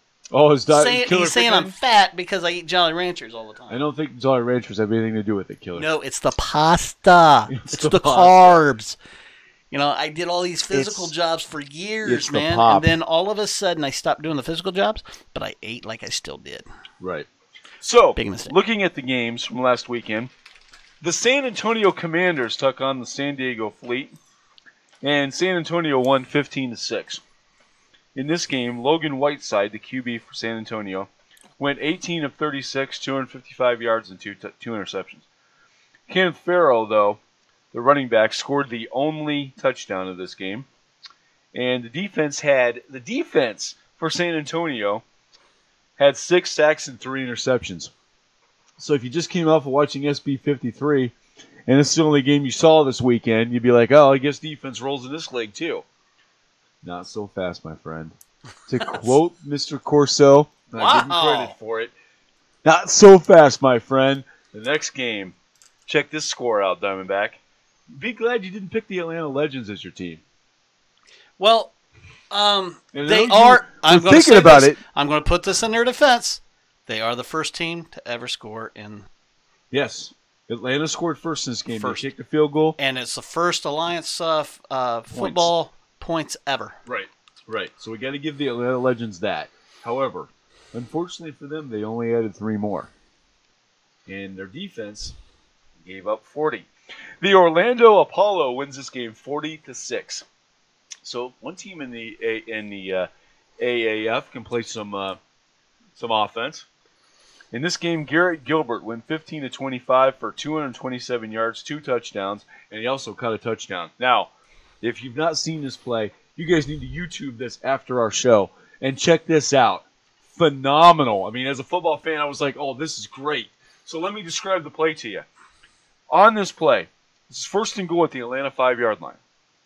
Orlando has the ball. Garrett tucked the snap and tossed the ball to running back Akeem Hunt, who then lateraled to Jalon Marshall, who threw the ball to QB Garrett Gilbert in the right corner of the end zone for a touchdown. That was awesome. The only way that would not have been awesome if it was what would have happened to my Arizona Hot Shots, but it did not. It happened to Atlanta instead. The Atlanta Legends. What a great play. You guys, check this out after our show tonight. Bring this up. I'm sure Diamondback is foaming at the mouth waiting to check No, this I've- out after. Have you already I seen know it? I know what play you're talking about. You've already seen it. Wow. All right. I didn't watch any of the games. Yeah. I actually watched some of the highlights, and Yeah. that was part of the highlights. Yeah, that was amazing. What Now- a great play. Since we're talking about the Orlando and Atlanta here, for the Orlando, Terrence Garvin was named the Defensive Player of the Week of the AAF. Yep. 11 tackles, 2 interceptions, 1 pick six with the win over Atlanta. Wow. Yeah. Terrence Garvin gets the Defensive Player of the Week this week for Week 1 of the AAF. By the way, Cass, if you haven't figured it out by now, we both like it. We both like the league. It's a nice feeder league. It's nice to see them being given a second chance to work their way into the NFL. Yes. They're not competing with the NFL. They're not competing with the NFL. This gives them a chance, and it gives some players a My God. a final chance Yeah. at it. And that's going to be something I talk about here in a few, because it's really somebody's last and final shot at even trying to make it back to the NFL. Yeah. So, And like I said, that's why I like this league. I'm all for it. It gives us an excuse to watch football for another 10 weeks plus playoffs. Sorry, Kerry. Anyway, then the Birmingham Iron, Jim's team, wins 26-0 over the Memphis Express. first shutout The in first AAF. shutout in AAF history. Yep. They get it. So, in this game, Lewis Perry, who's the Iron quarterback, goes 19 of 33 for 252 yards, 0 touchdowns, 0 interceptions, but lots of yards. Trent Richardson, your guy, from Bama, I do believe. 23 carries, 58 yards, but 2 touchdowns. 2 touchdowns and a 15-yard penalty. Yes. Why? How did he get a 15-yard penalty? I missed Why that. did he get a 15-yard penalty? He slammed the ball, spiked it, and it went flying into the stands. The AAF frowns upon giving the fans the balls. Oh, okay. So it's a 15-yard penalty instead of that. That is where he was a little upset for that penalty. Mm-hmm. Well, this is what I'm talking about. This is your final chance Right. to try to even make it back, if you Yeah. even got a path back. Right. He is a damn good football player, great college player, Yeah. just horrible in the NFL. Never did make it. He third-round draft pick for the Cleveland Browns and a complete bust. Yes. Complete bust. So, this is Trent's probably his last shot. It's his last shot, or And it I'm might glad be we his have a only league- shot. Yeah. I'm glad we have the league to give him a shot, personally. I Right. like it. Um, So this game also features the Special Teams Player of the Week, and since it's your team, why don't you tell us about that, Well, Diamondback? since I was the one that found these things, I was going to kind of read these. So, Nick Novak, I don't know how, some guy with a Russian name, for the Birmingham Iron kicker, went 4 for 4 with his field goals, 12 points total, with the win over Memphis. All right. Let's hear it for Nick. Nick Novak. That's great Novak. stats there Thank for you. the Special Teams Player of the Week, Week 1 of the AAF. Something else I found out about your team this week. A reason why maybe the Birmingham Iron should be my, my second favorite team. I don't really have a problem with that. If I got it. Hold Although on, I'll let you go ahead and talk, and then I'll tell you why I might not have a problem. the reason that they may be a team that I'm going to at least keep track of and track their players this year is they are the team that is feeding directly into the Pittsburgh Steelers. Really? Yes. That's actually quite interesting. That came out this week, and I was like, maybe I should have picked Birmingham. But then we were rooting for the same team. So I'm glad I stuck with my Arizona Hot Shots, which we're going to get to here in a moment. They're the last game of the week. But spoiler alert, of course, they win. But also in this game, there were 2 defensive interceptions and a shutout, of course, as we already mentioned, by the defense. The first shutout in the history of the AAF. So let's hear it for the Birmingham Iron getting a shutout. That's awesome. Good for them. And then let's turn to the best team in the Alliance of American Football. Well, The team at that least will in the win- Western Conference. The team that will win the entire thing. Giving the iconic Drew another team that's won a championship. Hello, Columbus Blue Jackets. Get past the first round, please. The Arizona Hot Shots beat the Salt Lake Stallions 38-22. Awesome win for the Hot Shots. Arizona Hot Shots. Got to love that. That logo. That's the logo behind is you right now sweet. is sweet. It looks like it's a shout out to the firefighters. Yeah. Just Moved out of the way. just Move my around. big head out of the way so Move- everybody yeah. can see that. That's watching me on YouTube. So I mean that's sweet that they did that. Mm-hmm. So I kind of like that they did.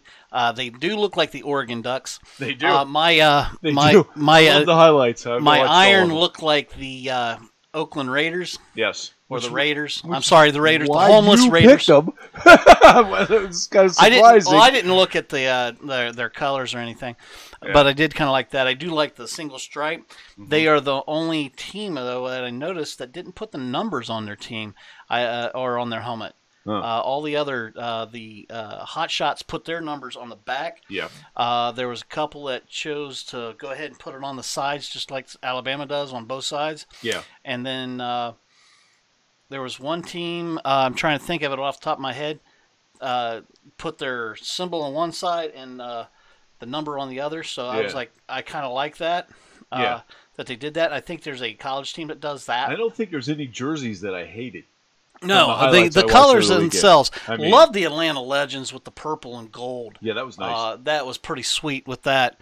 As I said, the hot shots just look like the freaking Oregon Ducks out there. Which I love that. You know, So, in this game, the offensive player of the week this week, John Wolford, the quarterback, went 18 for 29, 275 yards, and count them. Not one. LeBron, this is for you. Not two, not three, 4 touchdown passes. Facepalm. Unbelievable. 4 touchdown passes in one game.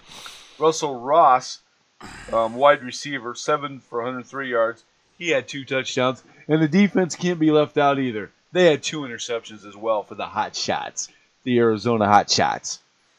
So 1-0. Birmingham Iron 1-0. We're both looking good. Looking good. Standings this week. Those 2 teams 1-0. We already mentioned that.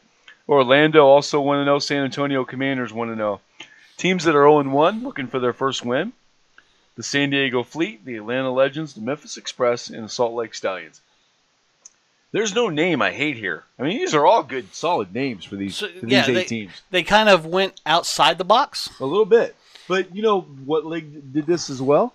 The USFL. Remember the old USFL? Mm-hmm. Had some great names in that league. They had some great names. Yeah, I will give that to them. I mean, this is just phenomenal. Good feeder league. I that they are even saying they're not going to compete. They're doing 10 weeks. This is just going to be phenomenal. Yeah, Boom. I think it's But gonna be good there's throughout. only going to be 2 teams from both conferences, and then their Super Bowl, Whatever they're going to call that. whatever they're going to call it. That's why I'm using the air quotes there. Yeah. Because I don't know what they're going to call it. I have no idea. Right. But So let's look at the schedule for week 2 week 2, of the Alliance of American Football. Saturday, February Saturday? 16th. At 2 o'clock on TNT, the Salt Lake Stallions take on the Birmingham Iron. So your Iron can start right off the bat. Try to go 2-0. Don't know. Taking on a team that is 0-1. So big game for Salt Lake. Yep. They got to try to come through. But they Farmer. And then the best team in the league plays on Saturday night on the 16th on the NFL Network. The Arizona Hot Shots at 1-0 go take on the Memphis Express, who are 0-1. Another 1-0-0-1 matchup. So, see what happens with that game. And then on Sunday the 17th at 4 o'clock on CBS Sports Network, the Orlando Apollos, who are 0-1. No, I'm sorry, 1-0. Take on the San Antonio Commanders, who are also 1-0. So, one of those two, of course, is going to go 2-0. Now, I've not looked into this. I don't know. Diamondback, maybe you have. Are there ties in this league? That I don't know. Yeah, we will have to check into that. Get back to everybody on that. I don't know if there's ties. I know what the NFL rule is, which I don't like. We've talked about that. And That there's a possible tie is possible is tie kinda, in the NFL. is kind of stupid. Yeah, exactly. Now, there shouldn't be. Some of this, No tie. some of these rules too. I mean, there's no, of course we already talked about it. There's no kickoffs. Right. Since there's no kickoffs, the onside kick is kind of interesting Yes. because it's not an onside kick. Right. We'll give you the ball at the 28th, and you got to complete it within 12 Todd. rounds. Todd's on your YouTube page. Yes. Howdy, Welcome, gents. Todd. Welcome. You've missed Todd your- the barber. We'll have your commercial here again here shortly. So, the other game next week in the AAF is on Sunday night between two teams that are looking for their first win. The Atlanta Legends go to San Diego to take on the Fleet. Should be a good matchup. They're both 0-1, so hopefully one of them walks out there with a win. But again, we need to check on the tie roll. But that's your Week 2 schedule for the AAF. Yep. We'll see what happens in those games. Of course, we are going to talk about this league every week, give you the score updates, talk about some of the plays like we did tonight, and break it down. We like the AAF, to answer your question, Cass. We are fans. I'm a fan already. Go Hot Shots. I'll probably actually try to catch a game this week. Yeah. It was quite interesting. I did not, for personal reasons, I did not catch any of the games. Yeah. I was pretty much out of town. Right. But I probably will try to tune in a little bit this weekend to get there. Killer says hello to Todd, and then he says, "We don't get it up here. They don't get the Alliance of American Football in Canada. They don't get snow up there. Oh. What we need is more Canadian football down here. Yes, but we're working on that. Go Rough Riders. Well, I kind of liked his little joke. I told you that's my team in the CFL. Yeah, the Rough Riders. Yeah. By the way, Todd, nice job on the hair. It looks great. Thank you. Appreciate that, brother. Anyway, go ahead. You can have it. Hey, I'll tell you what. I'll take Canadian football over watching Major League Baseball. Just Iconic Drew's opinion. I'd rather watch the Canadian Football League than Major League Baseball. And we are going to cover Major League Baseball in this show. Don't get me wrong, everybody. But I would much rather watch that. And Todd says hello to Killer. Nice. So, anyway, when we come back from this break, speaking of more football, we're going to talk about the National Football League. We're going to talk about potential where everybody's going in the draft potentially, according to Mr. McShay, and some NFL news as well. This is the Iconic Drew and Diamondback Sports Opinion Show. We'll be right back. Get a haircut and get a real job. Are you getting shaggy? When you go home to visit your mom, does she say, "Who is the new girl?" Well, this is the Iconic Drew, and every time I need a haircut, I go see Todd at Todd's Barbershop. There are always sports on the TVs, and everyone gives their opinion on sports. Sometimes even topics from the Iconic Drew and cast of characters sports opinion show. Todd has been cutting hair for over 18 years, and he's very personable. He will give his opinion on sports and anything else we're discussing. If you want to get a great haircut at an old-fashioned barbershop, go see Todd the Barber at Todd's Barbershop, located at 3867 Latimer Street, Hilliard, Ohio, in the heart of downtown Hilliard, near Columbus, Ohio. Hours are Tuesday, 2 p.m. to 6 p.m., Wednesday, 9 a.m. to 4 p.m., Thursday, 9 a.m. to 6 p.m., and Friday, 9 a.m. to 4 p.m., and then on Saturday from 7 a.m. to 1 p.m. Closed on Sunday and Monday because Todd is a family man. So if you need a haircut, do what the Iconic Drew would do. Go see Todd at Todd's Barbershop. Welcome back, everybody, to a Ferocious Bunny Productions presents the Iconic Drew and Diamondback Sports Opinion Show. And again, our phone number, our hashtag saved the crew phone line, 614-896-8389. That's 614-996-8389. We want to thank Big E again for calling in during the NASCAR segment, the National Association of Stock Car Auto Racing. Anytime I get a chance to say that, I will. And again, Todd, I did want to give you, since you're now on Diamondback's YouTube page, that's great. Thanks for the haircut on Saturday. I appreciate that. And by the way, my car did make it to the shop. So all is good. It's going to start getting fixed tomorrow. He likes that family man. I didn't put that in my commercial. I know you didn't because you don't want to copy off the Iconic Drew. I had to do a couple things different. Well, it's okay. However, I do got a new line for a new commercial for him. Oh, okay. Yeah, one of the ladies asked me, "Are you growing a beard, or is that how did she put it? God, I'm gonna have to freaking figure out how she's put that." But I thought it was funny as all get out. Or is that are you growing a beard, or is that a lazy man's beard? That's the way she put it. Wow. Yeah, exactly. Well, anyone who knows Diamondback knows it may just be a lazy man's beard. It's a lazy man's beard. And I've known you for 20 years. I'm allowed to say that. Yeah. So, there you go. But And Todd, if you notice, though, I don't really mind the gray. And to answer your question real quick, Todd, it's going to be a medium repair instead of a bad or easy. So somewhere in the middle. So hopefully not too much, but we'll find out tomorrow. Anyway, let's talk about the National Football League, since we've got one of the greatest franchises in the history of the NFL behind me, and then the Atlanta Falcons behind Diamondback.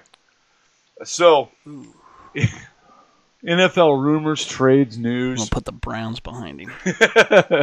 Well, no. See, this is the problem right here. Diamondback has too much power, and I didn't take some of it away. Although I don't know how to do all that stuff. So, we're going to start off with some Pittsburgh Steelers news. This is a very, very bad news right here.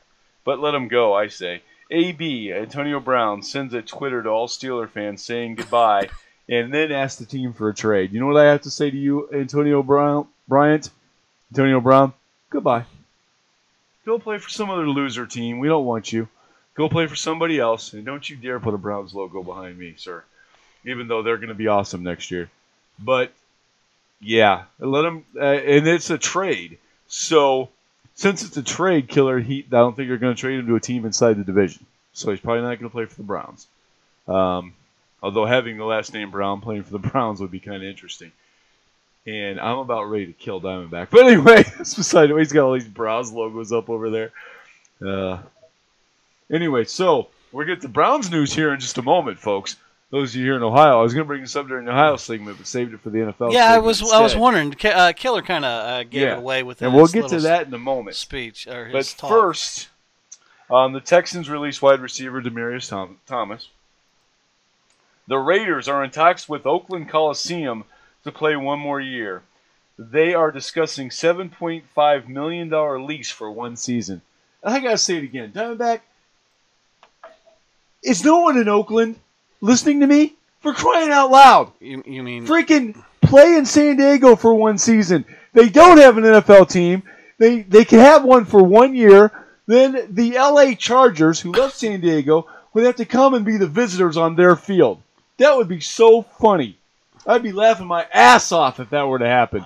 Instead, they're going to try to negotiate with Oakland to play one more year in Oakland and talk about ridiculous. Play one more year in a city that doesn't want you because you're leaving. No one's going to show up. They might show up in San Diego for one season to root for the team they used to hate against the team that left them. Unbelievable. Come on, Raiders. Wake up. Go play in San Diego for one season. It wouldn't kill you. Then you would have one more city to add to your name. The Oakland, LA, San Diego, Las Vegas Raiders. I don't think anybody else can match 4 in the NFL. I mean, the Rams have tried. Cleveland, St. Louis, LA. That's 3. They're tied. This would break it, Oakland. Come on. Wake up, Raiders. I think they were elsewhere, too, besides Cleveland and... Maybe. I just can't remember. Yeah, I'm thinking those 3, but I could be wrong on that. Jets are going to release Isaiah Crowell. Thanks for that update, Killer. So, time to talk about the Cleveland Browns. They have signed former Chiefs running back Kareem Hunt. The Chiefs released him after a video surfaced of him shoving and kicking a woman last February. He was neither arrested or faced charges. So, today this conversation comes up at work. And a buddy of mine, who is a diehard Browns fan, was defending this move by the Browns. What? Okay. Talking about how he was never arrested, he was never convicted, and all this other kind of stuff. And how any team would like to have one of the best running backs in the NFL play for them. And I said, well, I'll tell you what, as a Steeler fan, I don't want him. I don't even want Brown. Yeah. Killer sent me a text in the middle of the week about it. That's right, and when he said it, it took a couple seconds for it to hit in who it was. I was like, wait, that's a good pickup for him. Overall, it's a good pickup. However, because of what's shrouding him, he needs to get that settled. Well, it looks like, according to my buddy at work, he said that he believes the NFL will give him a 1-year suspension without pay. And then at the end of that year, at the end of the next season, the Browns will be able to sign him. He's already property of the Cleveland Browns. And they would be able to sign him at that point. Now, I mean, that brings up the argument, Diamondback. Do you think he's served enough of a sentence if he sits out 1 year of football? I'm sorry, I have a daughter. I don't think so. I look at it. I look at it this way. He'll get 4 games. You're probably right, Killer. No, he won't have a good season. Well, just how light they take things. Hopefully, they stop taking it so lightly. But he. This is like one of those types of things. And I know we've seen the video, so it's kind of very obvious that he's guilty at this. That he wasn't charged, that's beside the point. Is this something that we really want to idolize this guy? You know, we want our youth idolizing? I don't think so. I mean, so... Yeah, I don't either. I mean, I think that I personally am glad that it's not the Pittsburgh Steelers who signed this guy. The Steelers have enough drama going on in the offseason. And Todd the Barber just pointed out Cleveland was about to have a woman beater on their team. Well, congratulations, Browns. Hope you're happy with that. Yeah, You no. guys don't like my opinion? 614-896-8389. I'll stand by that. I mean, me and my buddy were dating this at work today. And like I said, he's a diehard Browns fan. So I get where he's coming from. It is talent-wise, it's a great pickup. Great pickup, talent-wise. Baggage-wise, no. That's a lot of baggage. Right. And can you actually put up with all the booing? Because you're going to get the booing. Yes. You're not. Especially on the road. Well, especially during the pink ribbon. Imagine when they go to KC. When they do the breast cancer awareness and they have the special gloves, the whole thing. They put the numbers pink, everything like that. You think they're going to want to see that? I don't think a woman would want to see that. He's not supporting them. Right. It's just going to be bad publicity on top of that. Yeah. Right. Yeah, I agree completely. I mean, baggage-wise, it's a bad pickup for the Browns. And just because I did go and look, yes, they were in Cleveland. Then they moved to L.A. in 1946. They actually did not have a season in 1943. And then they were the St. Louis Rams from 95 to 2015. And then they went back to L.A. Yeah, so they've been to 3 cities, not 4. 3. Yeah, I thought it was more, but you were right. They only got 3. The Raiders could beat that. All you got to do is play 1 year in San Diego. Well, they got to play 1 year somewhere. Right, and so they're going to spend $7.5 million to play in Oakland in a city that doesn't want them. That's upset because they're moving to Vegas. I mean, why do that? I don't know. I just think it'd be funny to call them the San Diego Raiders. Well, even just go across the bay there and go and play in San Francisco. Just it'll be 1 year of having to balance your games out there. Like New York does with the Jets and the Giants. I still think San Diego would love to have an NFL team. I'm sure of it. Yeah. But only time will tell. They'll probably play in Oakland. Wimps. Anyway. Wow. I won't root for the Raiders next year if they're in Oakland. I would have rooted for them in San Diego. And I'll root for them in Vegas. The San Diego Super Raiders. No, Super Raiders. Yeah. I like the Chargers. I always liked the Chargers. So let's talk about the NFL draft coming up. So this is Todd McShay's draft order as of right now. His picks for the 32 picks. The way too early draft picks. First, Cardinals. Nick Bosa, defensive end from Ohio State. A player that Todd the Barber really loves. I say sarcastically. Then the 49ers, Josh Allen, offensive linebacker from Kentucky. The Jets going third are going to take Rashawn Corey, defensive end from Meat Chicken. The Raiders are fourth. They're going to take Quinn Williams, defensive tackle from Bama. First Bama player mentioned. Okay. 4 picks in, that's not bad. They make up for it. Jump in the head. The 5th pick, Buccaneers, Jarrell Williams, offensive tackle, Bama. Then, the New York Giants, taking the guy who should have won the Heisman, Dwayne Haskins, quarterback from The Ohio State University, with the 6th pick. Jaguars are going to take Jeffrey Simmons, defensive tackle from Mississippi State. And this again all according to Todd McShay. The Lions are going to take Grady Williams, cornerback from LSU. Then the Bills are taking Jacon Taylor, offensive tackle from Florida. Then the Broncos jump in there. Broncos take DeAndre Baker, cornerback from Georgia. And while we're on the Broncos, have some news on them today too, and totally forgot to mention this earlier. Flacco from the Baltimore Ravens traded to the Broncos for a mid-round draft pick today. So, Nice. how about that? They pick up Joe Flacco, thinking they can still get some mileage out of that. See what happens. For the Broncos. That's kind of a good pickup for him. I mean, Well, it he's not done, No, he's not. but he's not. And the Ravens, of course, going with the He's young not route. he's Our not. guy from Louisville. Yeah. I almost said Loserville. Anyway, because we always call him Loserville. But no, that is a really good pickup for the Broncos. Yeah, Killer was just mentioning that. That's what I was. But you. The Bengals then take Cody Ford, offensive tackle from Oklahoma. Next, the Packers, Devin White, inside linebacker from LSU.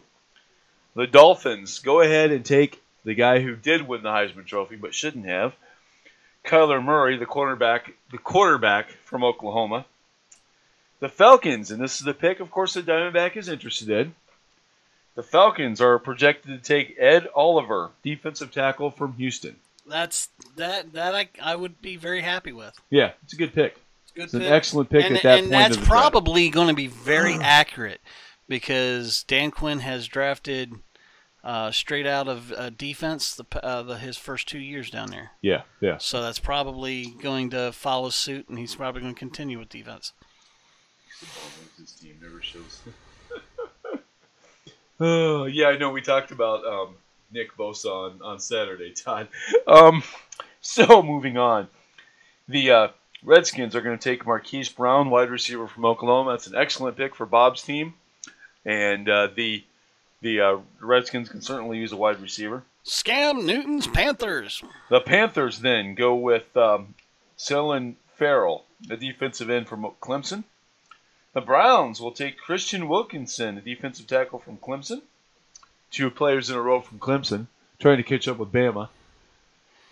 The 2 teams that play for the national title. I mean, you got to pick from there. They've won, one of those 2 teams have won the last 4. Right, exactly. So then, the Vikings will take Montez Sweat, defensive end from Mississippi State. Titans take T.J. Hackelson, tight end from Iowa. And then the team that really matters, the 20th pick in the draft, the Pittsburgh Steelers are going to take Devin Bush, linebacker. Now, this part kills me a little bit. Where's he from? Meat Chicken. But you know what? This is an excellent pick for the Pittsburgh Steelers. This is a position they need. He's the best at this position. And the second that he gets rid of that Meat Chicken uniform and puts on the Pittsburgh Steelers uniform, he's my guy. I'll start rooting for him at that point. Wow. I don't care what college he went to. He's done playing college football. He can talk with all the Ohio State players on the team that Pittsburgh has and mope about not getting any gold pants. Because he got 0. They don't get gold pants up there, do they? Well, they didn't win. They didn't. Well, no. beat What Ohio I'm saying State. is they don't. I always don't say they that. have? I thought they got. I thought their charm was a golden Buckeye. It may be. Yes. That's what I thought their. I charm have was. not really checked enough into Meat Chicken traditions to care. Yeah. My favorite tradition for Meat Chicken is the fact that they can't beat Ohio State in the last 10 years. So. Yeah. Anyway. Onward and upward. Past the Steelers. The Seahawks will take Jakeem Polite, defensive end, outside linebacker from Florida. The Ravens will take DK Metcalf, wide receiver from Ole Miss. Texans then take Joe John Williams, cornerback from Vandy. The Raiders take A.J. Brown. Now wait, the Raiders already picked Ole one. Miss.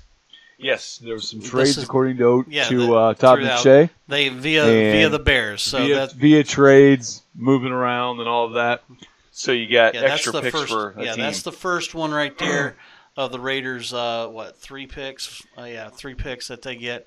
They get that one from the Bears. The Eagles take Dexter Lawrence, defensive tackle from Clemson. Another Clemson player off the board. Colts take another one. Trayvon Miller, cornerback from Clemson. But not to be outdone, Bama jumps back in the mix. The Raiders, again, with another trade. Via the Cowboys. Via the Cowboys this time. Sorry, Killer, no picks for you in the first round. The Raiders take Josh Jacobs, running back from Bama. No response there. Good pick, actually. The Chargers then take Jerry Tillery, defensive tackle from Notre Dame. And the Chiefs take Byron Murphy, a cornerback from Washington. The Packers. For the second time from the Saints. Yes, Packers get a pick from the Saints. They will take, with this pick, Oshie Zionig, defensive end from Old Dominion. Reaching out to Old Dominion for a pick, but I've seen some film on this guy. He's really good. Just because they play for a smaller team doesn't mean Jerry anything. Rice, hello. Yeah, I mean, that doesn't mean you're out. I mean, Brigham Young University, you know, Right. There's a very famous quarterback for San Francisco. You know? Yeah, Mr. Steve Young. Steve Young. So the Rams will then take Irv Smith, Jr., a tight end from Bama. And I have to say it, the entire season coming up, might as well get used to it. The defending Super Bowl champion, New England Patriots. God, that killed me. Will take Gerald Wilkins III, defensive tackle You will from say that Miami once, and that will be it. You'll Florida. No, I'll say it every week once we Okay. get back to football season. Say it every week, and when we do the actual draft. So they will take Gerald Wilkins III from one of my favorite college football teams, Miami of Florida. Sarcasm intended. So, any reflections on any of that, or I mean, we talked about our teams, of course, the Falcons and the Steelers. Yeah, I mean, Todd McShay might be right. With all of them, we will see. I did want to talk about this for a second. Todd the Barber makes an interesting point here, talking about the number one pick out of the Ohio State University, Nick Bosa, defensive end, going to the Cardinals. Todd says, Nick is a bum. Leaves his team, never shows up to one practice, not one team meeting, then shows up at the Rose Bowl acting like a team player 4 months later. Wow. With 3 thumbs down. We talked about this at the barbershop on Saturday. yeah, no, A lot. And I mean, I get it. I understand. He should have been there, even though he wouldn't have been in uniform. He's already bumped. He should have been there every week, rooting the team on, Right. being that. He And could I have been bet on you, the Todd, sideline. if Todd, if you're still listening, I don't think if he would have done that, I don't think you would have had much of a problem with the way Right. he left. Right. But you're absolutely right. Calling him a bum though might be a little bit of a stretch. The guy's going to make more than you. I know you're a successful business owner, but he's going to be making more than you. What is he making? He's going to be making more than me. All of us you, combined, pretty much, and and any Andy. other 12 guys we can find on the Yeah. street. But, yeah, seriously, though, I mean, I will, and I said this on Saturday, but I will always be a fan of Buckeyes in the NFL. I will always root for them. As you probably root for Bama players when they go pro. Well, you just heard me give Trent Richardson hell. Yes. But that doesn't make me not a fan of his. Right. It really does. I just think he needs to. He This was is a his bust last in the shot. NFL. He was a bust in the NFL. Yes. And I think he could do more. Yes. But he tried to skate just on his talent at Bama. It's a different game It doesn't work from at the pro college level. Right. to the pros, and you didn't transfer very well there. No, he did not. It may have been the team, too. But, I mean, he played for the Browns. It could have been the team and the timing and all that. But the fact that the Browns are better now, a year after, and all that kind of thing, maybe he didn't get the best benefit of that team. But that's timing. That's the way it works. And timing didn't work for him. Yeah, so But no, I will root for Nick Bosa in the NFL. I root for his brother. But the fact is that I do follow the Buckeyes when they go pro, and I do root for them. I want them to go to Pittsburgh because it's the same guys, and that's great. But that's not always going to happen. They're going to be all over the league, of course. Killer, he got stuffed more times in the NFL than freaking Tom Brady's got rings. Yeah. I'm sorry. He just. I mean, and that was every game. He got stuffed. He only had a couple of great breakouts, and that was it. Right. Right. And I think not a single one with the Browns. But And in his defense, the Browns were a bad team for him to go to that year. But when he had breakout plays, it was with the Colts. It's true. It's true. Maybe a better offensive line. You know, who knows? Because that is obviously key. Yeah. I mean, nowhere are you going to find another Barry Sanders who can have a crappy offensive line and make his own damn holes. Barry was, he broke the rules as far as that goes. He broke some ankles. Yeah, he broke a lot of ankles. There's still guys limping around because of Barry Sanders. Trust me. And people always used to talk about it. Can you imagine him behind the Cowboys line at that time? Oh, shoot. I mean, he'd be unstoppable. They had freaking Emmitt Smith. So, it's not. To me, that's not impressive.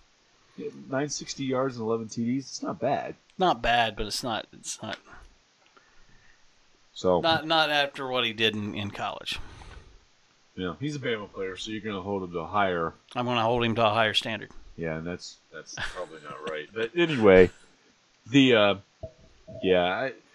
mean, I look at this draft and I kind of think, McShay's got some good points here. We'll see how it all plays out. Because you threw some trades in there that may or may not happen. He does that.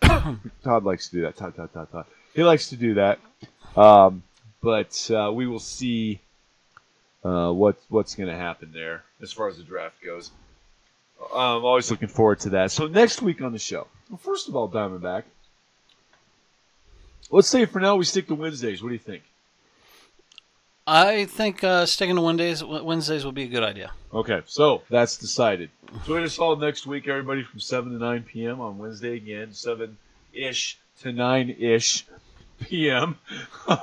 Because we don't always start on time. We usually go a little bit over, which is fine. It was kind of funny because I was all set, ready to go. And this week it's me. And he shows up late. I go ahead and hit the go live button, and what happens? Nothing. I'm like going, holy crap. What are we going to talk about next week? Well, Diamondback, here's what we're going to talk about. How about sports? I'm glad you asked. Well, sports, of course. We're going to talk about the Ohio teams, as always. The NBA. Ohio? Why Ohio? Because we live here. Oh. NBA, NHL, NFL, NASCAR, and American Alliance football results. So we'll have results from all those leagues, plus rumors, trades, and we may even throw in a debate. In fact, I'm feeling a little saucy tonight, Diamondback. Uh-oh. So I'm going to throw this debate out there that we're going to do next week on this show. So this gives us both a week to get ready for it. We are going to do our first Mount Rushmore next week. Okay. For the 4 quarterbacks that you would put on Mount Rushmore. Wow. We're not going to start debating it now. Wow. That's actually... It's a tough one. 4 quarterbacks that you would put on Mount Rushmore. Somebody's feelings are going to get hurt. Yeah, somebody's feelings are going to get hurt. Hopefully that person doesn't join and watch us that night. Wow. Because you can. There's plenty of places to watch us. Diamondback, why don't you tell us about all the places that we can be watched every week? Well, we, of course, can be watched on your Facebook page, my YouTube page, and then on your YouTube page the next day.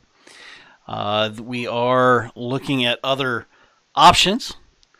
So LMS.DiamondbAcK, Iconic Drew are the 2 YouTube pages, and of course, if you're friends with the Iconic Drew over on this Facebook, go ahead and catch him live there. Yes, I almost slipped. It's okay. So everybody knows my name. Not a big deal.